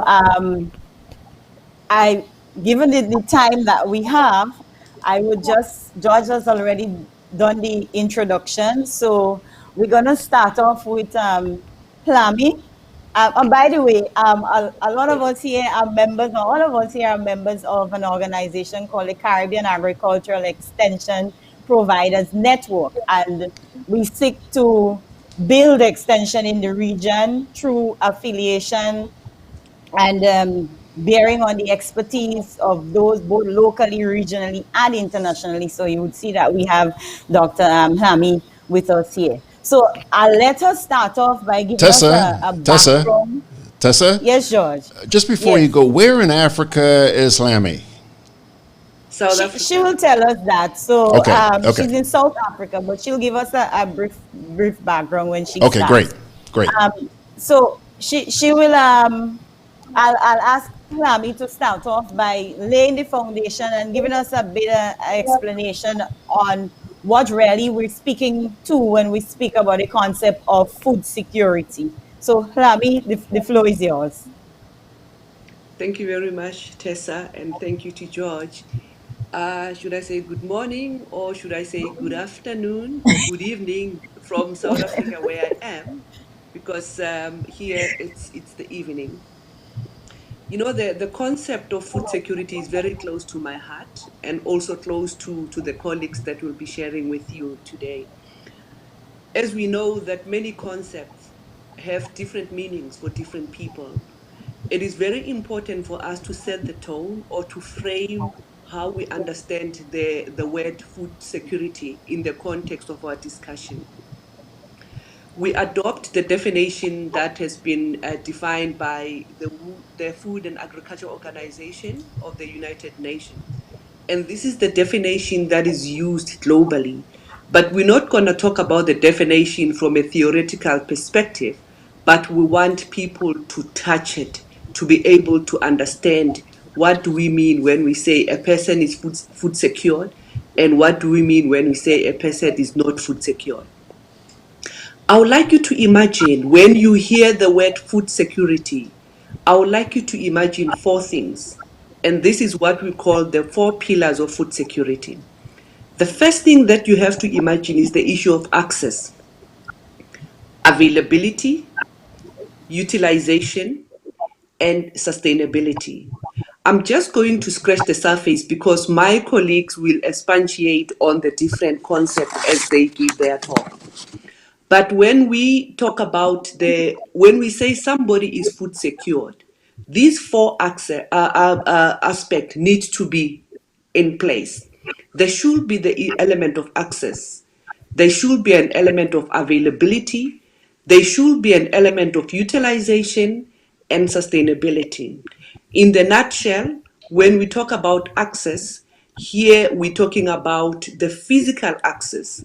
How far are you to where the food is?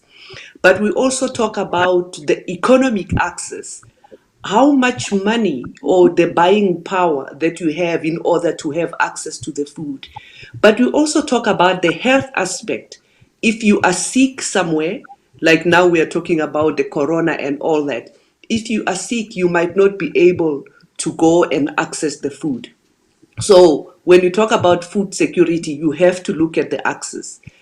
The second aspect of availability has a lot to do with the physical and the economic part. Sometimes you might have access to food, you can go and whatnot, but is the food available? You go to the shop and there is nothing. Is the food available? We have to look at that part as well. The utilization aspect, sometimes you might have access to food, you might have the means to buy the food, but the question is the food safe to eat? Is the food nutritious? Can you utilize that food? Cannot, then it affects the whole element of security. Colleagues will lot about that. The last aspect is the issue of sustainability. Sustainability here, how often do you have access to food? If you can have access to food once a week or one in every month, then we say it's not sustainable. But a person needs to have food that is nutritious, that can be utilized over a long period of time. Then we say that is sustainability. So when we look at about food security, you need to have access to food. The food need to be available for you to be able to access it, and you should be able to utilize the food, and you should have access to it over a long period of time.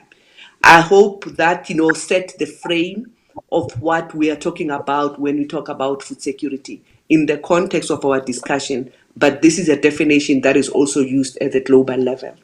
Over to you, Tessa.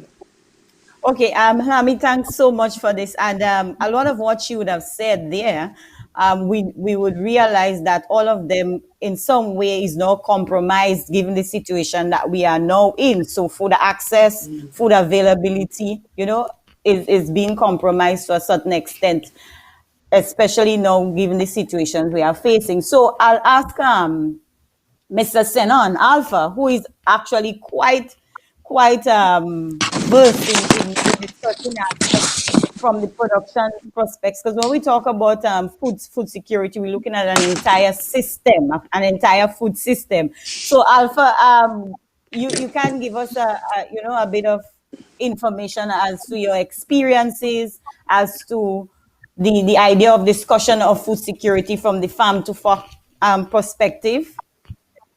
Yeah, definitely. So good morning, folks. Good afternoon, according to where in the world you are. I'm really happy to be here this morning to share my experience with regards to food security, food and nutrition security. Essentially, the work that we do, it really drives home the understanding to the youth in particular. As Mr. George said, I'm the founder of Y Farm, which means we help youth farm.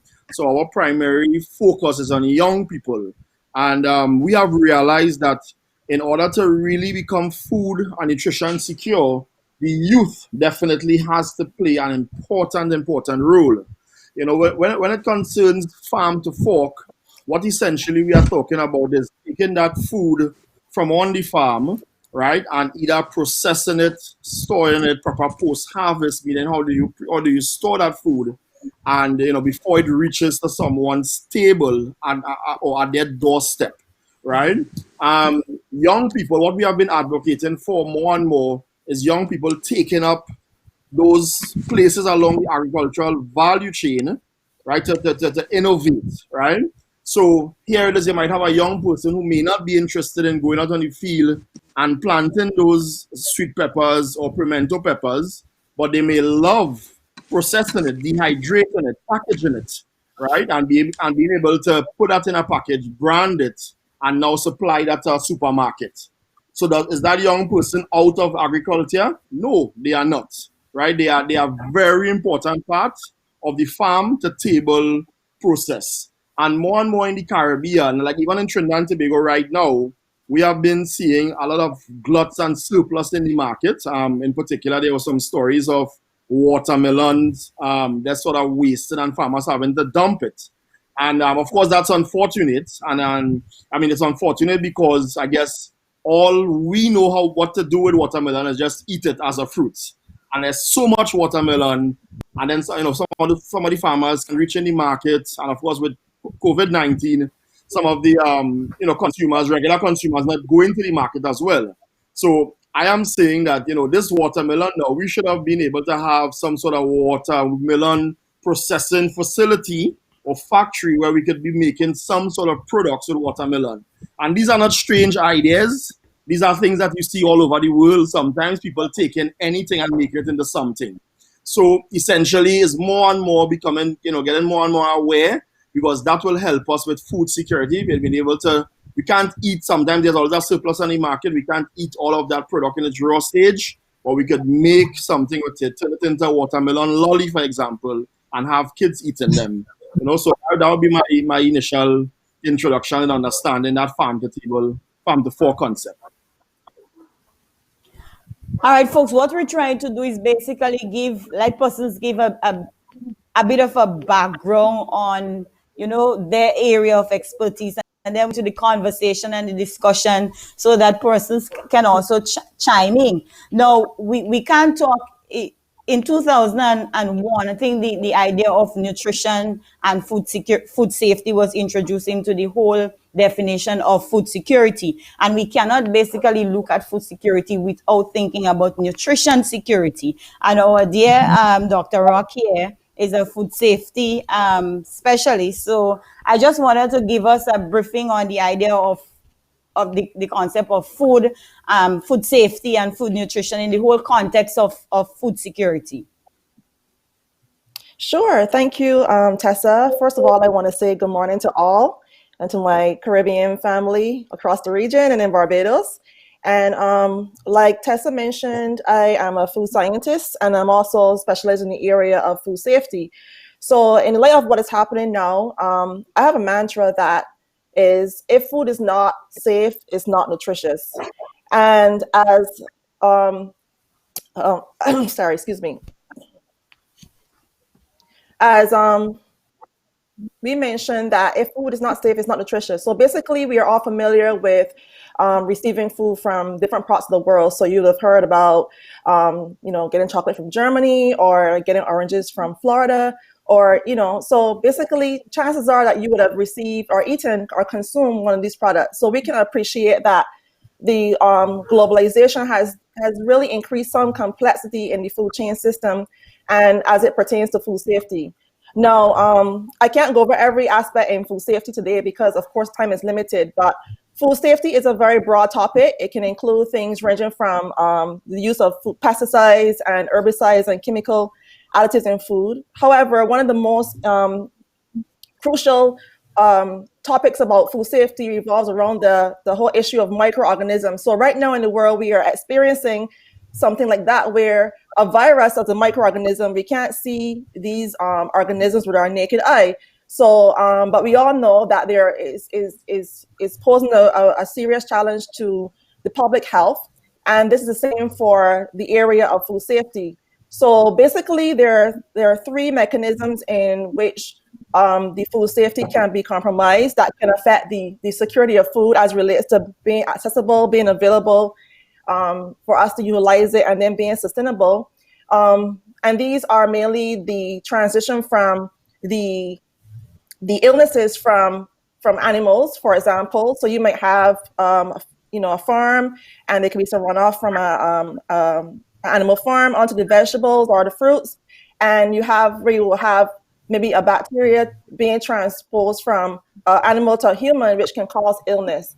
And then, of course, there are some occasions where you have you ingest perhaps a food material that may contain a bacteria or a virus that can cause some toxins to produce in the body, which can cause issues as well. But the most important right now, which is the most important thing to realize, that one of the biggest threats to the global food security is the area of food fraud. Now that all ties into food safety as well. And basically this is foodborne illness or poisoning that has been caused by the illegal addition of ingredients to foods because it's economically motivated. So right now, in the whole light of food security, the economy is declining. And so basically, in order for food producers to survive, some may become fraudsters where they're producing foods that are illegally spiked with ingredients that can cause a huge public health burden.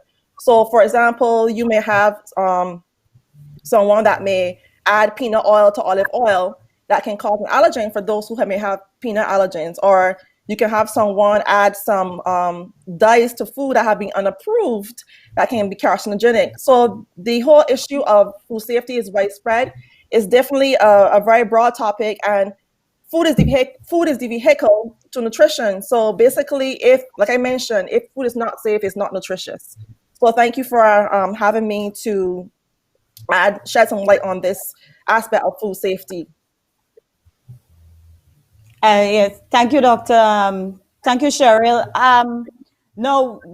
Initially when Hlami had started, she focused on the various pillars of food security, and one of them being that of sustainability. And the whole idea of sustainable food security is that we can focus on these aspects like food availability, food access, and so without thinking about it in relation to sustainability. Because what we do now, it is believed that food security cannot exist concept of sustainability. Because when we speak about sustainability, we're talking about basically trying to utilize the resources we have now to meet our needs and our benefits, whilst at the same time ensuring that there is enough for future generations. So the idea of sustainability is to the synergizing of all the aspects as it relates to the economic aspects, the environmental aspects, and the social aspects in relation to food security. So when we talk about the economic perspective, we have to look at job creation, we have to look at investment in the sector, we have to look at opportunities such as how we effectively manage risk management from a policy perspective. When we look at it from the environmental perspective, we have to be able to manage these resources effectively, thinking in situations like what we are facing now with climate change and the external shocks, and so that our food is likely to experience from natural disaster. So we have to effectively. Cheryl spoke about the use of pesticides, and so when we talk about the production aspect, how we responsibly use certain things to increase production so that we would become food secure, we would eventually affect our nutritional security aspect. So all of this must be tied in, even the social aspect, how we deal with the nutrition aspect to tie in with health issues, education. What are we investing in terms of the educational aspects surrounding agricultural development, surrounding production? How are we investing in that? We also have to talk about equity. Are we providing opportunities for male, female, everyone to be equally involved and access to certain resources, so that the whole pillars of food security would be effectively looked at. And then how do we effectively manage these things? So the governance aspects, the idea of policymakers, the idea of rules and regulations associated. So when we talk about sustainability there in relation to food security, we're looking at the synergizing all as it relates to food security. So we're talking about the economic aspect, the social aspect, the environmental aspect, and how all of these synergize to create a food secure environment. So with that in mind, in the whole issue of sustainability, we have different sectors having a role to play, a critical role to play in the idea of food security. So Dr. Samuel, can you just probably emphasize a bit on the aspect of extension, agricultural extension, and its role in this whole perspective of food security? Thank you, Tessa. So first, let me correct, I'm actually in Florida and originally from Antigua. So I'm a practicing extension agent with the University of Florida Institute of Food and Agricultural Sciences. And so we're on the ground working with farmers using research-based information to help them improve their lives. So everything we do with these farmers are based on science. And so Alpha spoke about the value chain. And one of the things that I will say is that in the Caribbean, extension typically focus around production agriculture.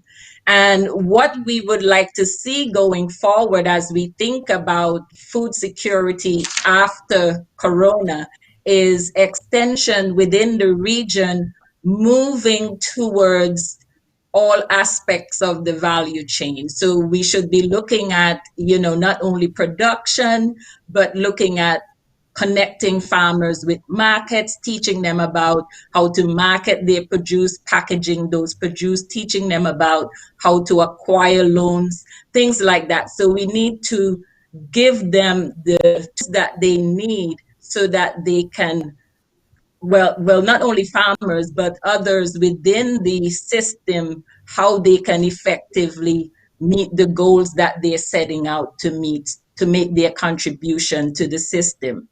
So I think at this point, it's important for me to introduce you to CAIEPNet, which is the Caribbean Agricultural Extension Providers Network. And that's the organization that Tessa mentioned that all of us are affiliated with. And then we have the bigger umbrella network, which is the Global Forum for Rural Advisory Services. And so there are all these networks across the globe that fall under the GFRAS umbrella, and we all work towards food security. And there are three things that we focus on.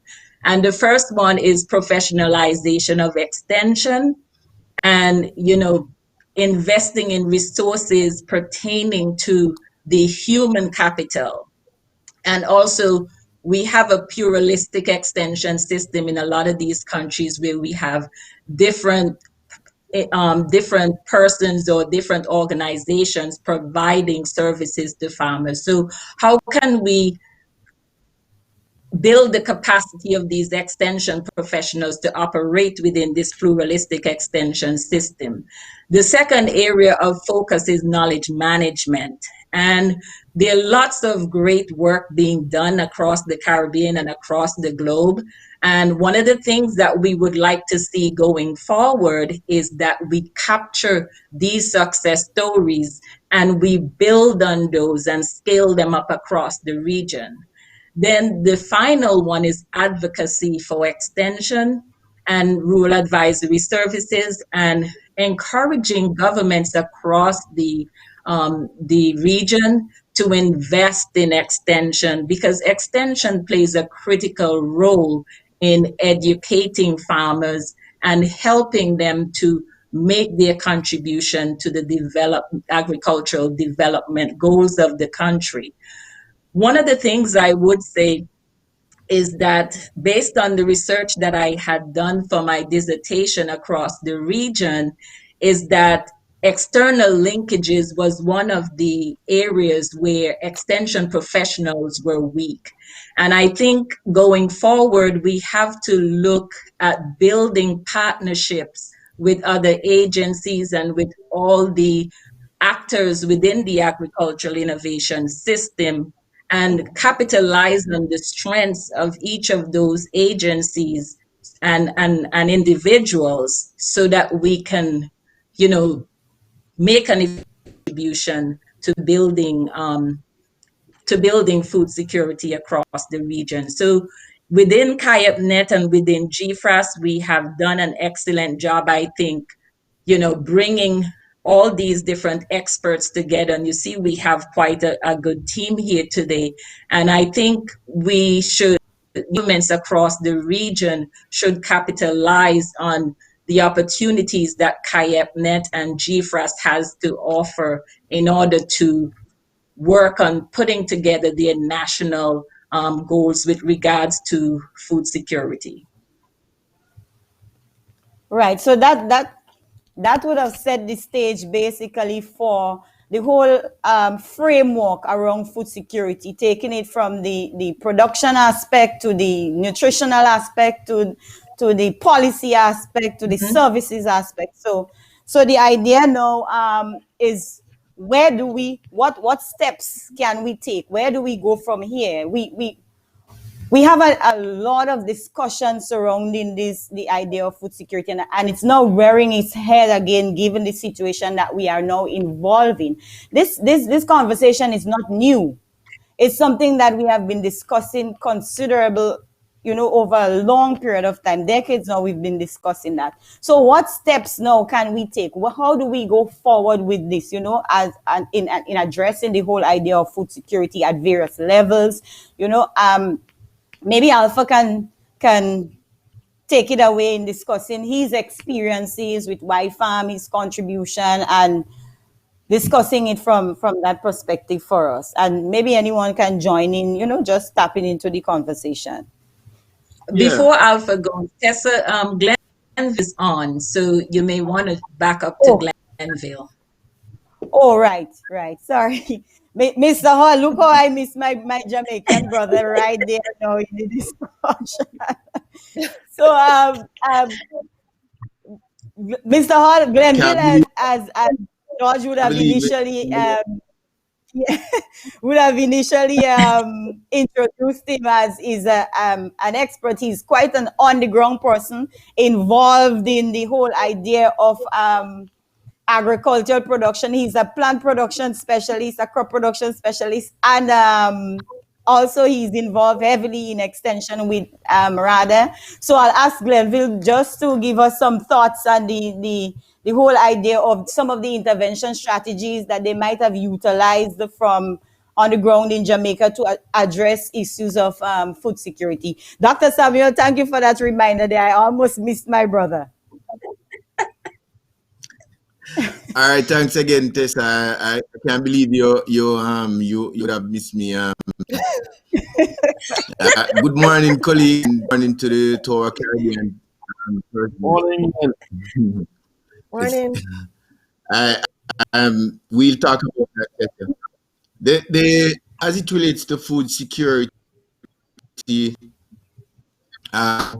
a challenge for most of our region, most of our countries in the region.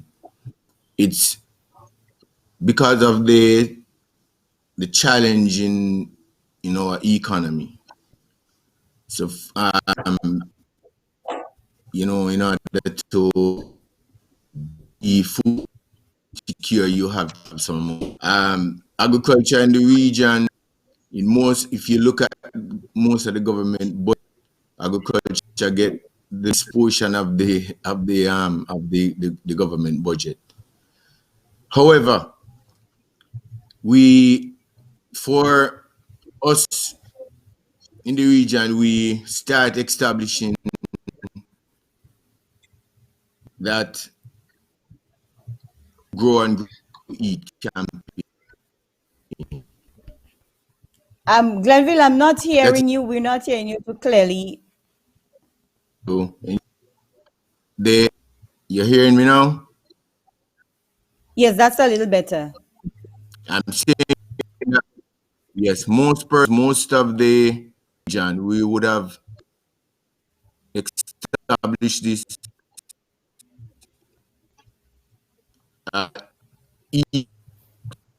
with the import substitution of local farm their production. There them flops that we have to pay keen attention to. In order to import substitution, you have to establish some of these crops, and those crops that would have carried that weight of the budget or the import budget. For example, we in Jamaica, we use is of Irish potato. So that's one of our crop that we ensure that we put on the import substitution list. And government provides an incentive. So we have this production incentive programs. The production incentive programs that help farmers with inputs in order to, so it's like we subsidize this.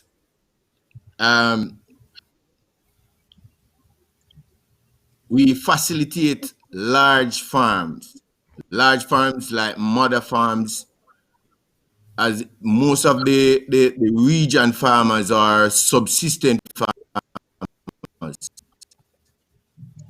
So they are not eating. So what the mother farm can it brings number of farmers on one location, and they all produce for an intended market.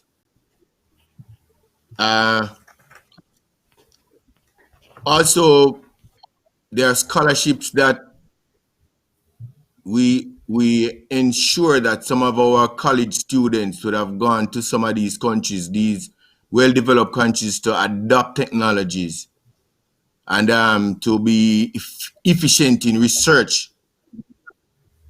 And when after these students would have graduated, they would have been given land,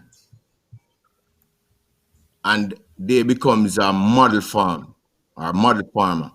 So that persons go see what they are doing and doing. Also, land is also a major problem in most of the countries, and also is government. We have this idle hands concept. So you put farmers on the land, those idle hands, you put them to work on these idle lands. We also establish school gardens in order to keep the youths abreast of what is happening and to get them on board from early. Backyard gardening is something that we also pay keen attention to in order to backyard and container gardening. And it's something that even now that we have this crisis, this COVID crisis, there's a lot of householders who doesn't have anything to do. They are buying up all the seeds from the seed stores and are establishing their backyard gardens and container gardens. We also establish small agro-processing facilities. And I heard one of my colleagues speak much about the use of melon. And these small agro-processing facilities help to take off some of the glut. So individual farmers and farmer groups can go to these facilities and process their some of the produce that they have. We also have a linkage, the agri-linkages hub.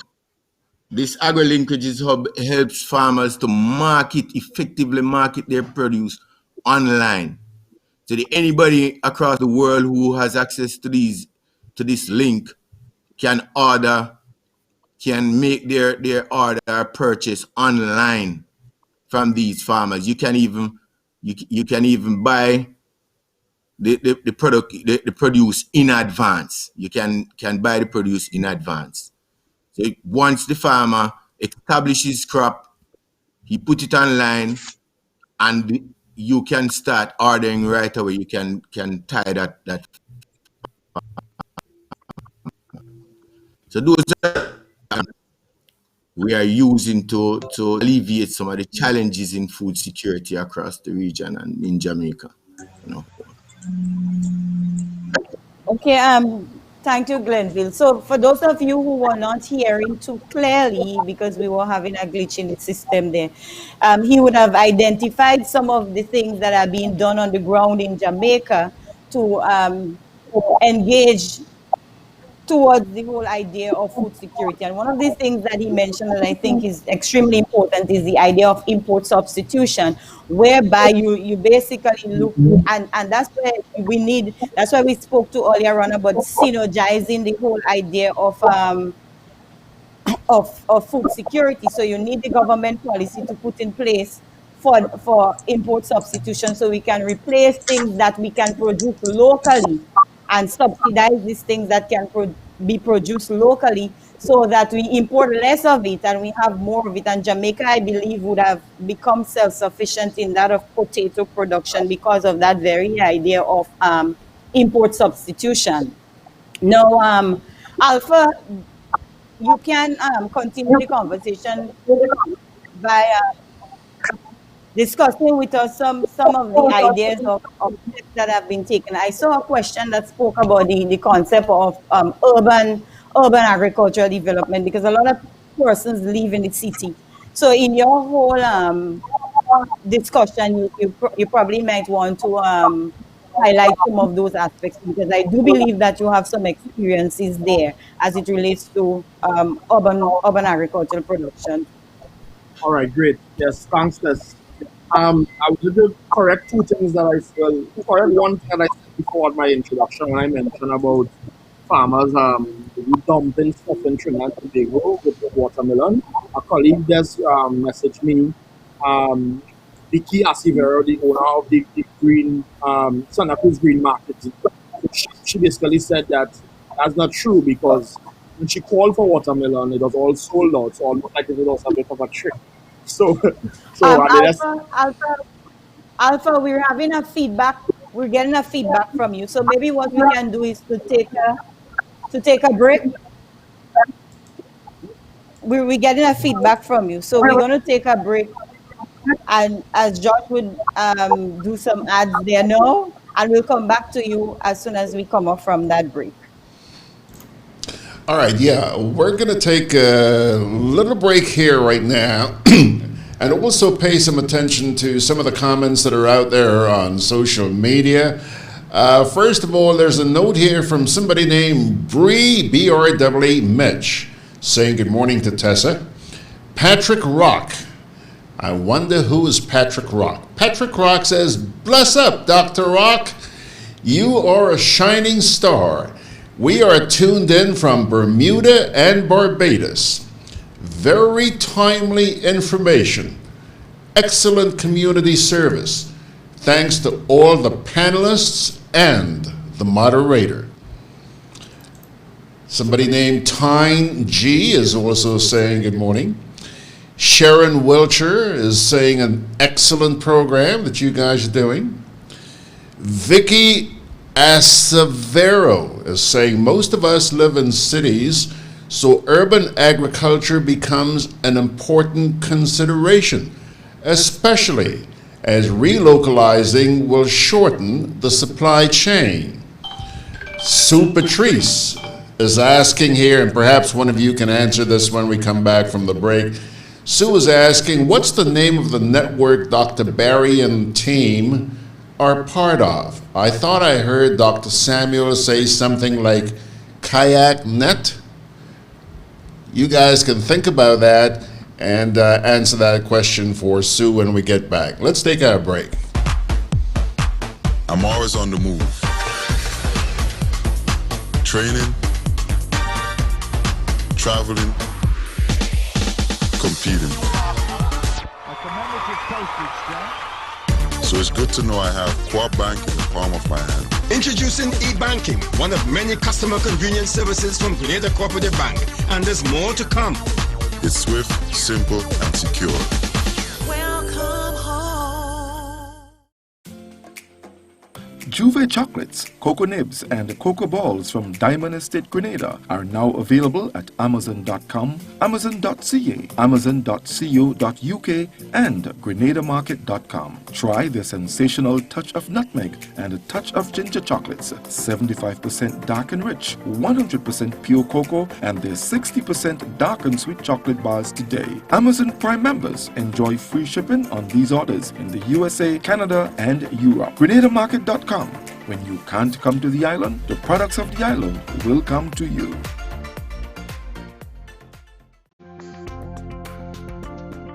Together with you, our customers, we energize our community. Together with you, we energize our economy. We are working together to give our nation a better tomorrow. With you, we energize our future. Together, we energize our nation. Thank you for partnering with us as we energize our Spice Island. GRENADA, energizing our Grenada. Conveniently located in the GRENADA Shopping Center, for over 40 years, Food Fair has provided quality service at affordable prices. Now, grocery shopping is made easier and more convenient from the Food Fair web store. Hey, babe. Listen, I need you to go down to Food Fair to get some groceries. All right, no problem. Right away. Thanks, babe.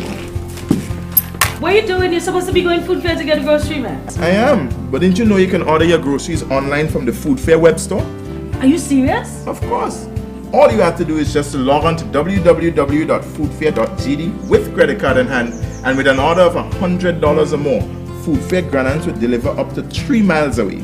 And you don't even have to worry about your information, you know. Their safety measures are excellent. So hold on. You just order online and Food Fair will deliver to you? Yep. Oh, baby, better hurry up and order, man. I already did. They should be here any minute now. Enjoy easy online shopping anytime from your home or office from the Food Fair web store. Food Fair, where you can fill your baskets without emptying your pockets. Alrighty, folks, we're back with our guest, and perhaps we can begin by getting Hlami to tell us exactly where in South Africa she is, and then we can have somebody respond to the question that was being asked by Sue. The name of the network Dr. Barry and the team are a part of. Something Tessa mentioned at the top of the program, and I think that's what Sue is referring to. She wants to know what team you folks belong to. So let me hear you. Yeah. Hi. I'm actually based in Pretoria. So that is the capital of South Africa.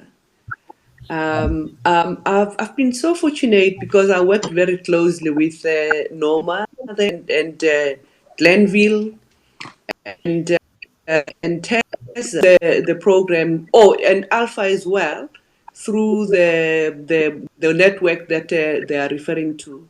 So I can respond to that. That is KayepNet. So the network is net and is one of the 19 regional networks globally. So GFRAS, the Global Forum for Rural Advisory Services, it is the mother body. Then there is KayepNet, which is in the Caribbean, but also in Africa we have a similar network that is called AFAS, that is the African Forum for Agricultural Advisory Services. And throughout the globe, there are different networks for extension and advisory services. I think probably Tessa, and it's a very good network because we connect. The fact that I'm sitting here talking to you there, it's through this connection that we have found through the network where we work together. Yeah. Yep. Okay, Tessa, you want to add? Yes. Yes. I'll leave that to Dr. Samuel.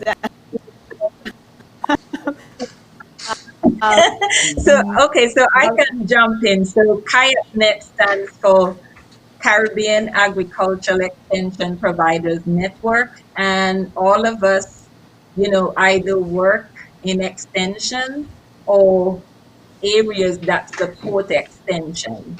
And as I said, I'm in Florida, and so I have that connection because I'm from Antigua. So there are several of us who are not based in the Caribbean, but we lend our expertise to agricultural development in the region. So same with Cheryl. We have Andy Wetherill, he's in Delaware.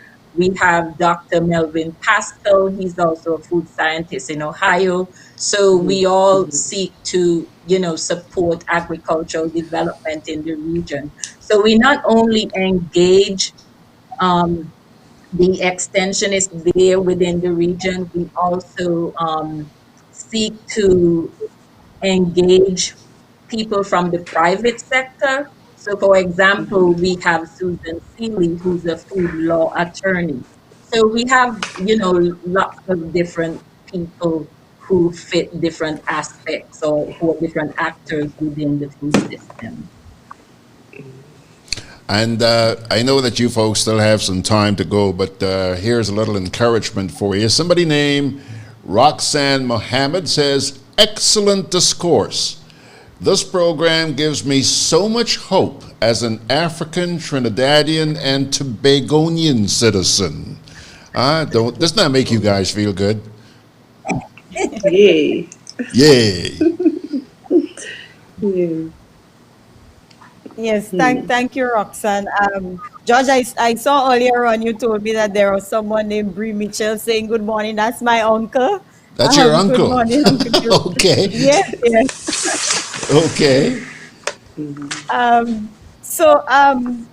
We'll continue with the discussion as we try to take it a little bit more from the grassroots level.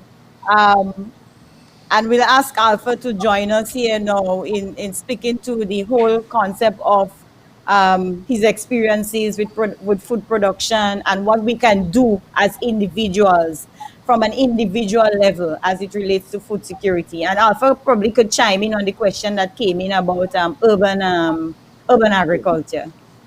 Yeah. All right, great. Yeah, thanks, Tess. Yeah, so I hope you guys are hearing me good. We are getting a little rain in Superior here now. I'm grateful for the crops on the farm, but I hope it doesn't affect my sound. So I'll try to speak up harder. It's raining really heavily.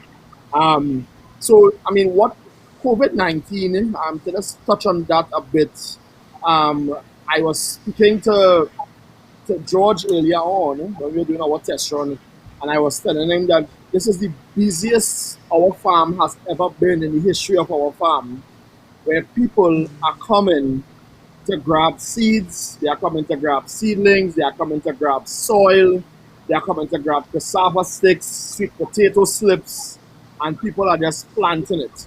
But these people are doctors, lawyers, school teachers, firemen, policewomen, you name it, pilots, mayors. These are the people who are actually coming, people who have literally never planted a day in their life. And they want to try and plant something now. Because why? Because it has brought them to the realization that growing your own food, and as we started a little movement recently stating plant your plate, the importance of planting your plate.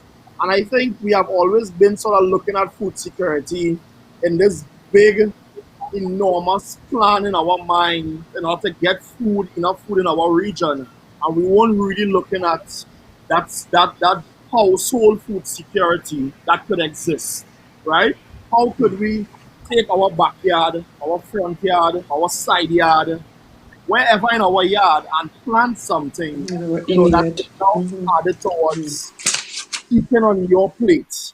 And so what we have done is that we started a drive delivering seedlings, delivering seeds, a nice soil mix, and really getting the community involved in a challenge to plant your own plate. And you must be able to look at your plate in 6 weeks' time, in 2 months' time, take a picture of it and say, well, wow, I planted 33.333% of the things on that plate. Yeah. And I think if we look at food security in a practical sense, these are the kind of simple things that we could be looking at in really getting our nation. And what does that do? That allows for folks to appreciate local more, right? We have been for so long trying to bring in certain things from the outside that we could just sort of use on the inside that we have within the region and allow for that to become the new norm, right? So no longer do we have to be importing all these Irish potato. Let's grow the sweet potato. And I'm happy to announce that CADI, Caribbean Agricultural Research and Development Institute, donated over 1,000 sweet potato plants, sweet potatoes, seedlings for us to donate to our community, to the farmers around. And we have been doing that on a daily basis, and of course giving them a quick tutorial on how to plant the sweet potato, as well as some cassava MX stick. So folks who are listening, who's maybe in the south side of Trinidad, you could find us and get some donated to you. So I am saying that food security is not, to me, as my good friend in Moruga, Mark Forgini, the guy, he's the owner of Moruga Hill Rice. He always says that we don't have an agriculture problem. We have a people problem. We know how to do agriculture. We know how to grow, right? But somewhere along the line, the perception, the policy makers, they make it so hard for whatever political reason. And I have a problem with that. So like right now, we're trying some ducklings, right? Some ducks from Suriname. And I mean, it's the hardest thing ever. Like, why?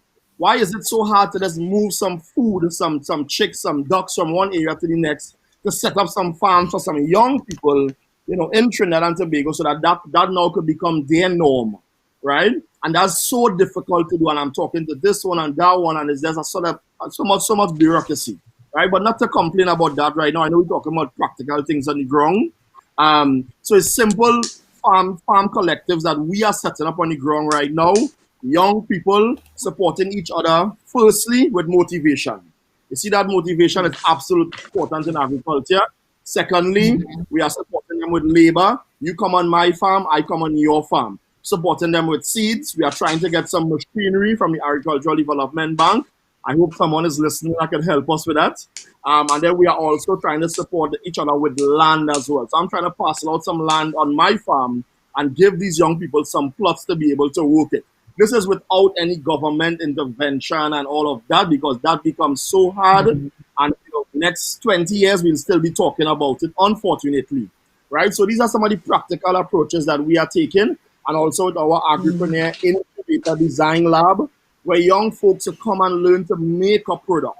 So right now we have the chocolate, right? We have a 60%, 77% chocolate bar that the community folks are making. And we have a pimento sort of flakes, a pimento flakes that we are making using a dehydrator. And simple things like that now would inspire other young persons to realize that, oh, I could do this, right? But on the ground level, we created a WhatsApp group called Plant Your Plate Movement for folks who have just getting started to be able to get some little tips. And I would love for some of my extension colleagues here to join that group as well, to give some expert advice for the very, very beginners, So let me give someone else to share now. Thank you. So if I could just jump in. Yeah, if I could just jump in and add with regards to those who are living in urban areas and what they can do. As Alpha said, you can find a space somewhere in your yard. The critical thing is identifying a small spot where you have 6 to 8 hours of sunlight. That's going to be critical. Having a water source. And you can plant in containers. You don't need a lot of space to plant the food that you need. The other thing is that if you have an open area or vacant land in your community, you could get together and have a community garden. So those are some quick pointers I wanted to give. Yeah. Maybe Tessa, just to add as well, we also in South Africa. I'm working very closely with a gentleman where we do the farmer kits. We are using a tire, like a wood tire, old tire. And sometimes people will say, no, but we don't have, enough water. A very simple hydroponics where you have a tire and you take a 2-liter bottle, punch holes and just put it in the tire and you can actually plant spinach and whatever we have planted here at home for November. Up to now, I'm still eating the spinach from a tire because the spinach, it grows like 6 times. You can actually harvest it, 6 times or 7 within a tire.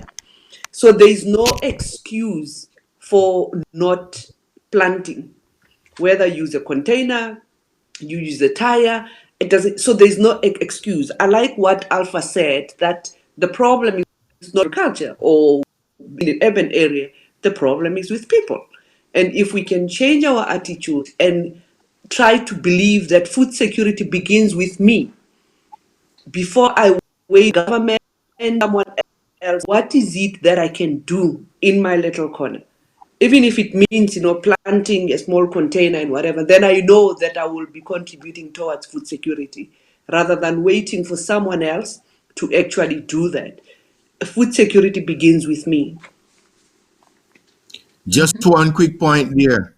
Tessa, to support the point of container gardening. Just like how you plant, you would plant your flower garden. Persons can use the flower pot to plant half the flower garden. You plant some tomatoes or something in them, just the same way. I have also seen persons planting on their roof in the urban areas. So just to contribute, just to add to the urban agriculture.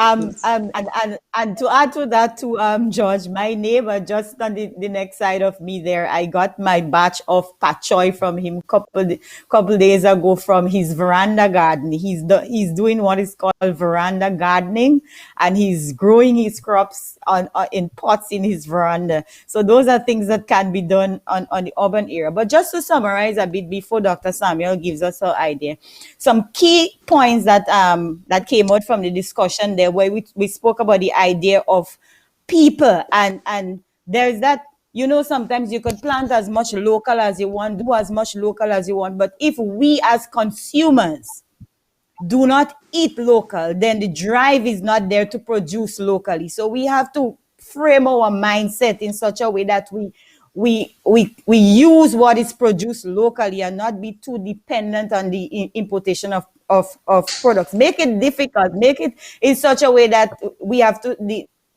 There is that step up in production when the demand is so great from local consumers. One of the other thing that I want to draw attention to in Alpha's experience with attempting to get the ducks. Now, that again speaks to the idea of sustainability and the synergizing of all aspects as it relates to food security, because Article 15 from the revised Treaty of Shagarama speaks to the concept of trade agreement between. So we talk about the Council of Trade and Economic Development among the region, and the objective there is to provide support as it relates to trade and so among the islands. So we need these policies are there. They are there. We need, as one of the key things Alpha always said, is not reinventing the wheel, but getting the wheel to churn.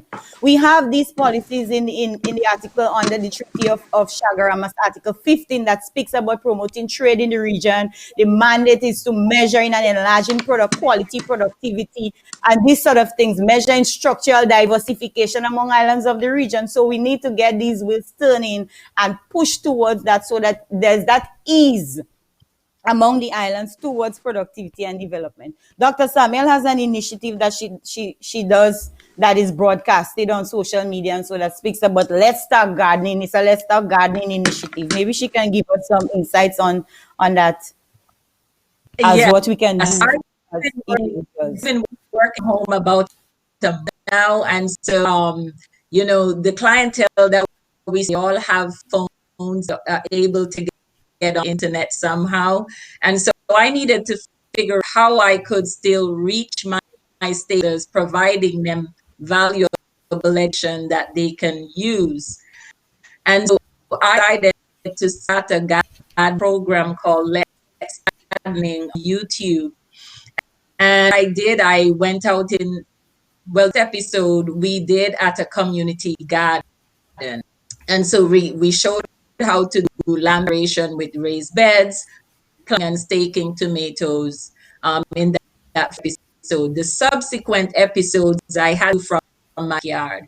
So I pretty much, myself and my husband and my daughter, we pretty much team that put together videos. And, you know, I interviewed one of him. He was a former extension agent in Antigua. And so I think it's critical moving forward, we extension utilize technology as one of the ways that we provide education to our extension clientele in the region. So we don't have to wait to have them come to us to do trainings, but going forward in the region, we also need to think of how we offer little tidbits, maybe once a week or twice a week, to give them that they can use to, you know, identify insects or learn a technique. And so I really encourage those who are listening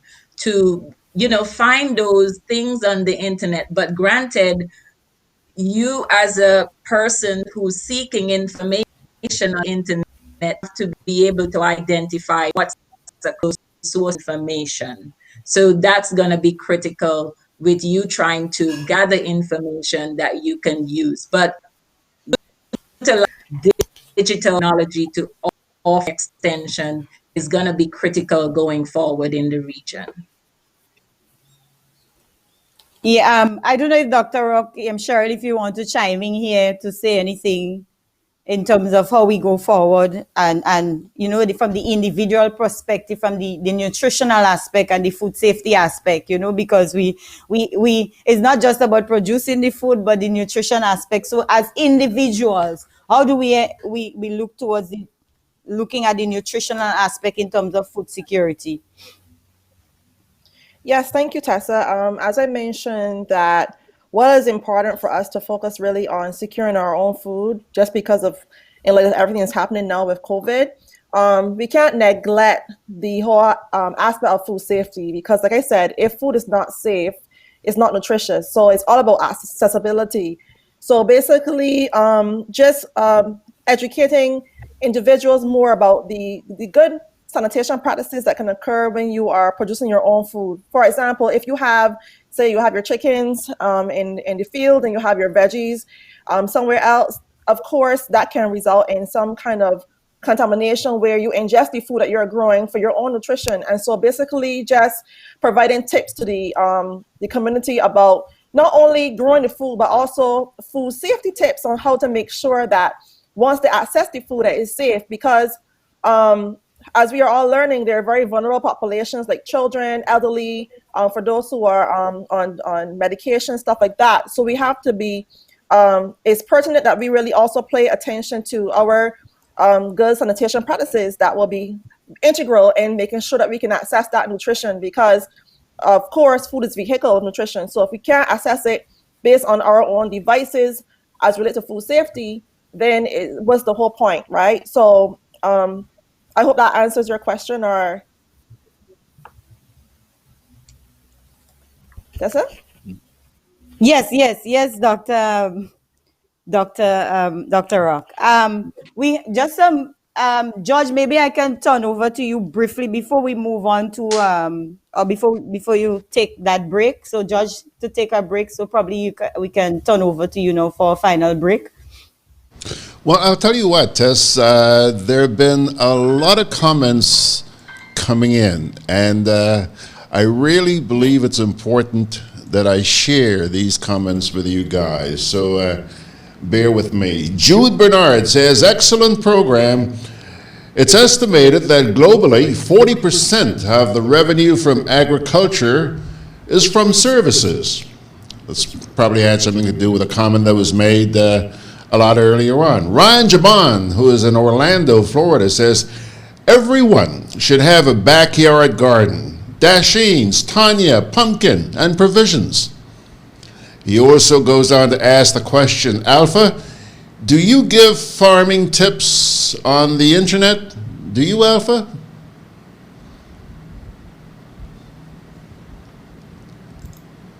Pardon me? Yeah. So, I mean, we are now trying to mobilize. I'm hardly hearing Alpha. Hardly. Are you hearing me now? Hello? Are you guys? Hi. Yes. Are you all hearing me? Yes. Yes. Okay, Yeah, you guys may be hearing him, but I am not. I'm not hearing Alpha. Okay, we'll get back to you to answer that question in just a wee bit, Alpha. Michael Alexander says, hey, George, great program, but I think the time is too short. A program like this should be given the entire 3 hours. But anyway, great job, guys. Sharon Wilcher says, I love that. Apparently that somebody made a comment about food security begins with me. Well, Sharon Roberts says, I love that. For the last 10 years, I've been planting my own food. It gives me much pleasure when I look at my plate and see 75% of it came from my garden. Vicky Acevero, I think it is, says, thank you for this holistic regional approach. Just think, without the pandemic, we would never have gotten together so easily. And I see Dr. Rock is agreeing, shaking her head. Let's see. Cheney St. Martin says, good program. A good balance between effective talk and sharing experiences on practical action on the people problem.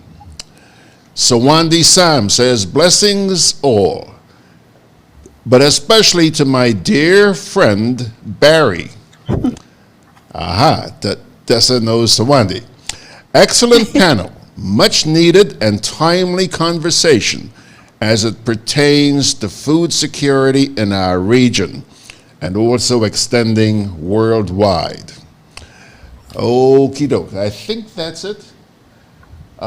Kipling Francis says, I wish to say a big thank you to everyone on the panel for such an important, enlightening presentation.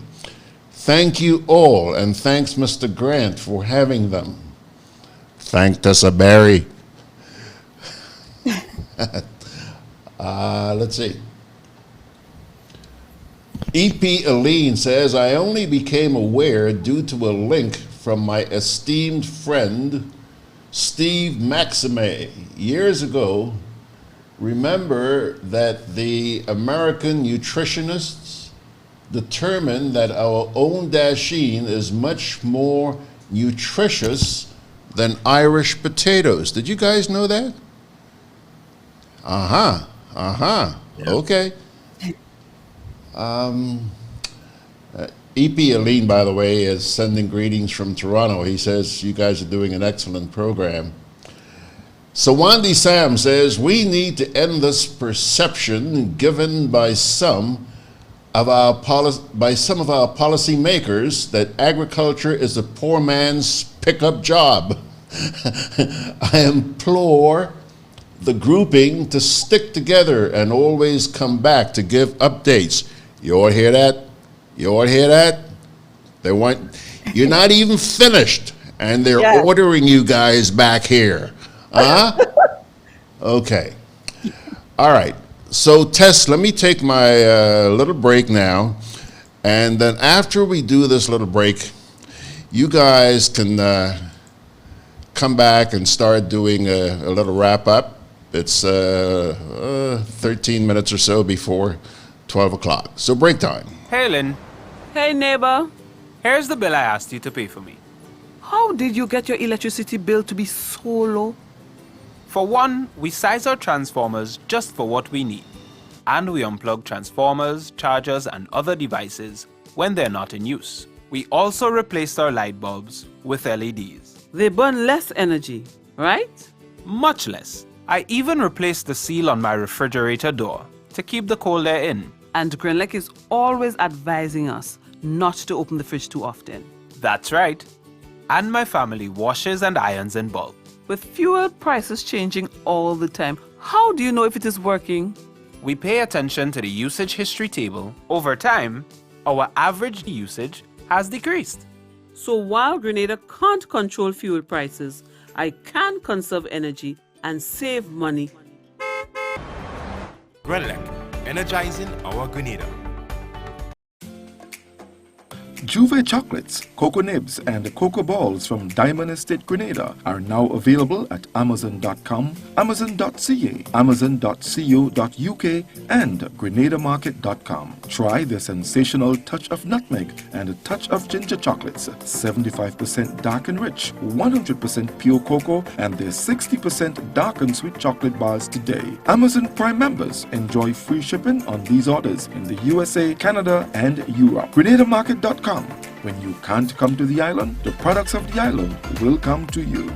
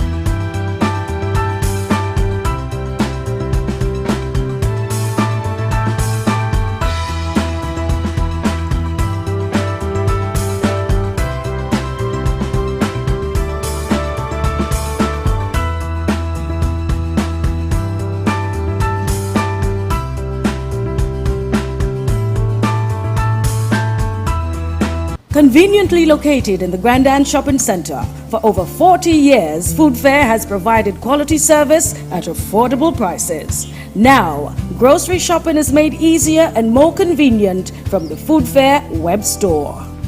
Hey, babe. Listen, I need you to go down to Food Fair to get some groceries. All right, no problem. Right away. Thanks, babe. What are you doing? You're supposed to be going Food Fair to get a grocery, man. I am, but didn't you know you can order your groceries online from the Food Fair web store? Are you serious? Of course. All you have to do is just to log on to www.foodfair.gd with credit card in hand, and with an order of $100 or more, Food Fair granadas will deliver up to 3 miles away. And you don't even have to worry about your information, you know. Their safety measures are excellent. So hold on. You just order online and Food Fair will deliver to you? Yep. Oh, baby, better hurry up and order, man. I already did. They should be here any minute now.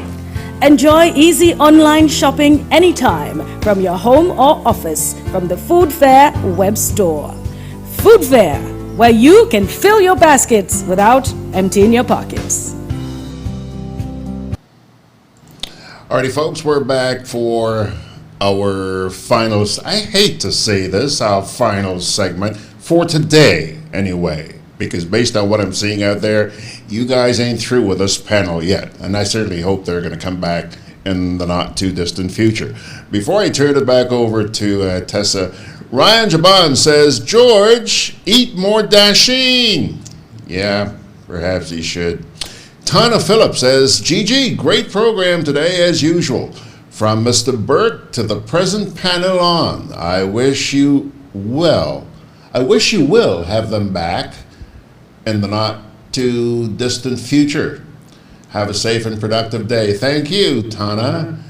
Helen Nelson says, the giving of plants for garden must be depoliticized.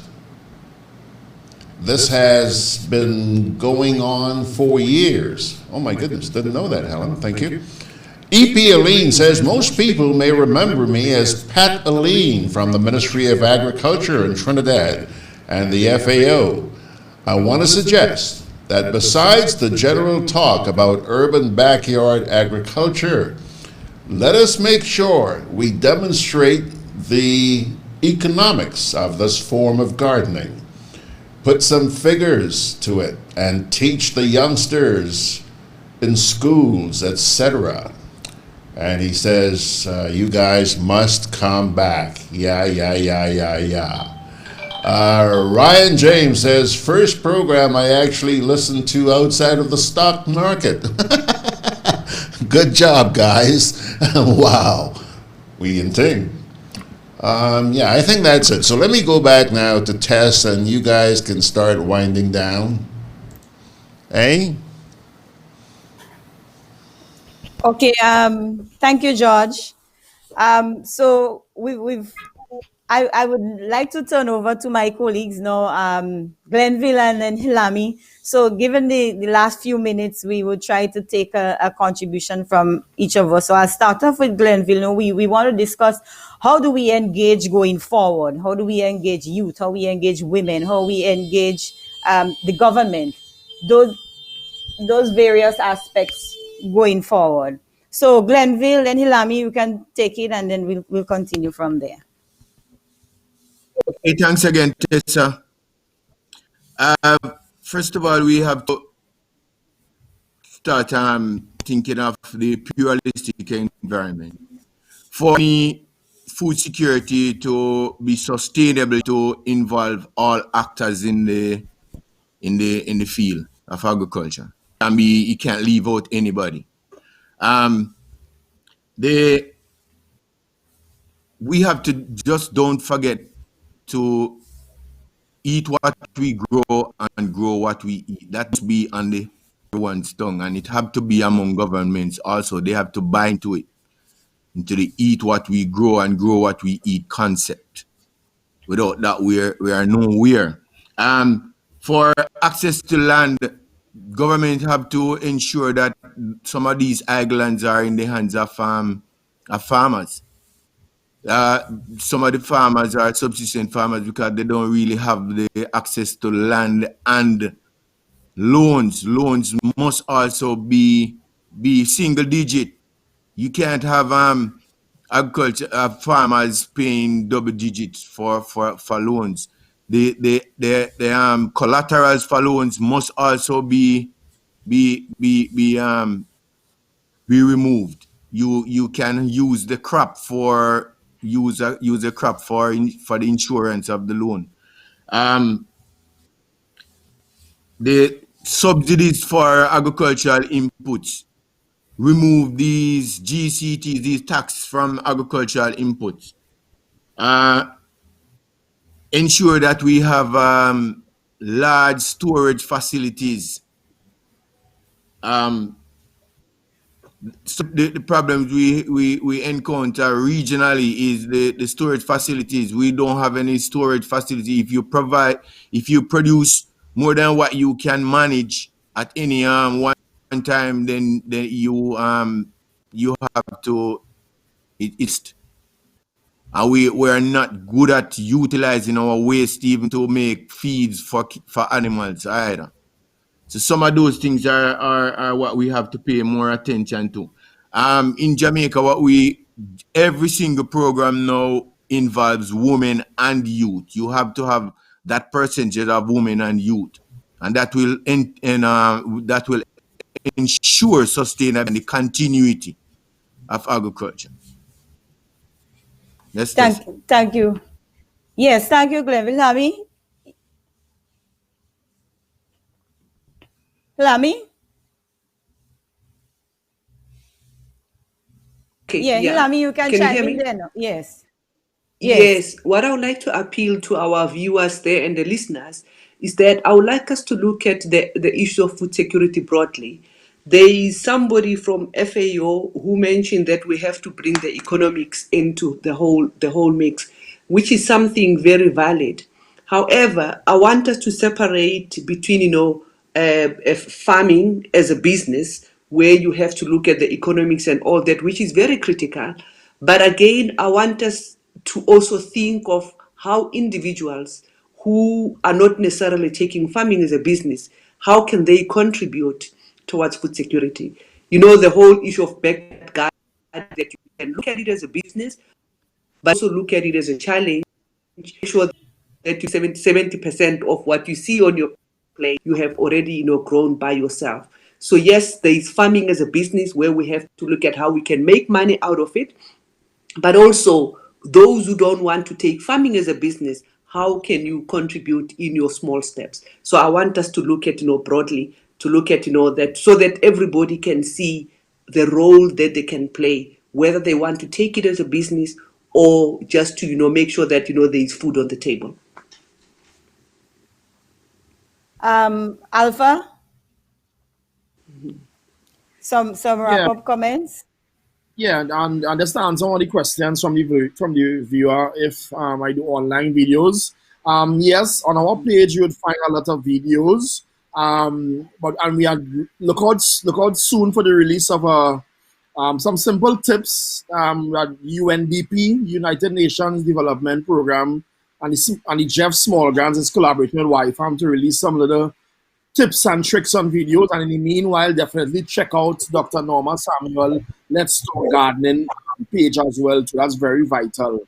In my wrap up, I just want to let viewers know that food security is serious business. It's everyone's business. And as a matter of fact, for those who don't know, we created the world's first and only food and nutrition security superhero called Agriman. Simple things, simple messages that we put out there via our comic books. Plant one tree, eat for free. Simple as that. It's simple things that really catch on, and it doesn't have to be this complicated in how we make it. Yes, it's business. It's a business, but as Hlami said as well, in think household food security. We're talking about planting in a sneakers, planting in a tire. As simple as that, and no excuses at all. To plant one tree and eat for free. Thank you. Dr. Rock. Cheryl? Norma, we leave you to bring us. Yes, Cheryl, go ahead. Yeah, just to add to value to everybody else's comments about food security, I just want to stress that, again, that it's imperative that we really pay attention to the safety aspect, because as we can see, what has unfolded is that there's other things that we can't see that can really affect us in terms of the public health. So we have the viruses, we have the bacteria. So even though we are growing food, we want to stress that the safety aspect of it is very, very important, because my mantra is, if food is not safe, it's not nutritious. Yes. Dr. Samuel? So forgive me if I repeat what was being said, because I'd lost connection for most of this last section. But there are two things I wanted to focus on wrapping up. And the first one is engaging youth in agriculture. And I was one of those that people were surprised that I was going into agriculture, but it's a very rewarding field. And being in agriculture doesn't mean that you're out there working in the sun every day. There are lots of different careers that support agriculture. So we want to encourage youth to get involved in agriculture. I wanted to share a quick statistic from research that Dr. Sankat did in 2013. And he said of the students that graduated from the agriculture program at UW St. Augustine, only 27% of them were working in agriculture related careers. And so I think moving forward that, the government in the region need to pay more attention to the careers in agriculture and how they would support agricultural development. Look at areas where there are gaps and seek to provide, funding to fill those gaps so that we can strengthen agriculture in the region. Another thing I wanted to touch on is having a national and also a regional agriculture development policy, and extension being a critical component of that. So the model that I would recommend is similar to what Jamaica has when they develop their agriculture disaster risk management policy. And so what I would say is that every single of government need to be involved in developing that policy. Also, all the different actors, the farmers, the input suppliers, all of them need to be getting together to be involved in developing that policy. Once that policy is developed, that policy should move from, government to government. So when the government changes, that policy should not be thrown out the door, but that other administration should be building on that policy when they come into power. So that will help to move agriculture forward in the region, and people should be held accountable for implementation of that policy. Okay. Thank you. Thank you, Dr. Samuel, and thanks very much to this distinguished panel. Just my concluding remarks. There are examples all around us of success stories. Let us highlight these success stories and learn from these success stories. Even dating back right back to the Grenada Revolution, we would have seen how agriculture and industries under agriculture would have thrived under the Maurice Bishop regime, that of growing what you eat and eating what you grow. But I want us to end because in the fact that you cannot separate food security from sustainability. And under the three pillars of sustainability, we have the economic perspective, the social perspective, and the environmental perspective, and being able to effectively manage these aspects. And the governance part is extremely important. We have plans in place. We have things that are there. It is now for us to get these things to turn and to roll. And that concept that Alpha and the others would have engaged us with earlier on about food security begins with us as individuals. We have to move on with that concept also. The idea of sustenance is dependent on national involvement and regional involvement. So the policies from CARICOM that speaks to trade and that speaks the Council for Human and Social Development, that speaks about promoting health, promoting education, vocational skills and training. Those things are extremely important to get us on board and to be able to move us forward as a region and to help sustain the idea of food security. So we need to marry these two concepts, food security and sustainability. And with that, George, I really want to thank you for giving us this platform to share on experiences. And I also want to thank our panel for agreeing to sit on this platform this morning, even with the time difference for Dr. Rock and Dr. Hlami. She's 5 hours ahead and Dr. Rock is behind. So we really want to thank them for this opportunity. And also Alpha, who has been on the road, I know, for the entire day yesterday and into late last night, helping in his contribution towards delivering produce and so to persons. Alpha, we really want to thank you for taking the time in this busy time for you. And Dr. Samuel, everyone, Glenville, just thanks a lot. And George, thanks again. And thanks to the listening audience for your wonderful contributions and for the points that you have made. And maybe in the future, we hope to be back here. Thanks again, George. Boy, let me tell you something. Thank you, George. I don't think this has happened before where I'm sort of left speechless for words to express my appreciation for the fact that you guys all came out this morning and made this such a wonderful program. I just want to share some more comments on Facebook before we pull the curtain down. EP Aline says, good comments from South Africa. I do want to make the point that I was emphasizing home and urban production as saving dollars, even if you save only $5 to $10 per week. Wayne Ganpat says, excellent, Dr. Barry, well done. Joe Bissett says CARICOM countries need to stop allowing foreign influences and also certain socio-economic issues that divide us. It also goes on to say CARICOM countries need to identify member countries that are more adept at growing or producing certain crops or providing certain services. Trini62 in New York says, great program. Thank you, Tess, and members of the panel. We need more of these programs.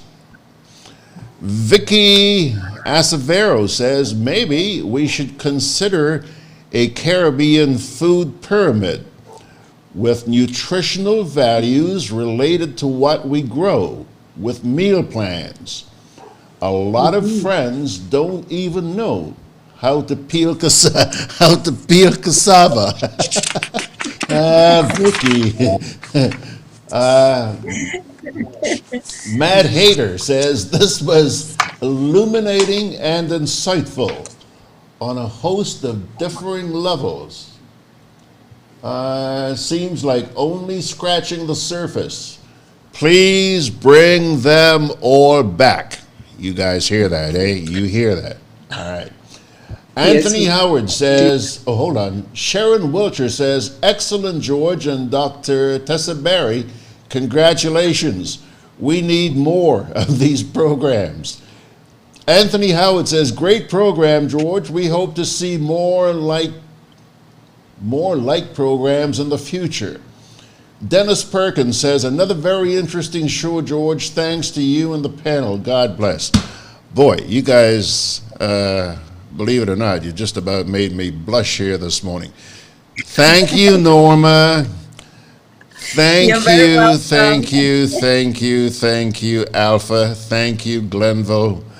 Thank you, Hlami, Cheryl, Tessa. I'm going to come knocking on your guys' doors again. Please, love you all. And just so you Before we know, go, the regular listeners to this program know that every Sunday we wrap up with a parting word from the Holy Scriptures. And today's word comes from the book of Jeremiah, Jeremiah 29, verses 11, 12, and 13, which says, for I know the plans that I have for you, declares the Lord. Plans to prosper you and not to harm you. Plans to give you a hope and a future. Then you will call on me and come to me and pray to me, and I will listen to you. You will seek me and find me when you seek me with all of your heart. That reading, pilgrims, Jeremiah 29, verses 11 to 13. On that note, my dear friends, bye-bye. Thank you so much for joining us, everybody, and I do pray that the good Lord will bless you all. Ciao.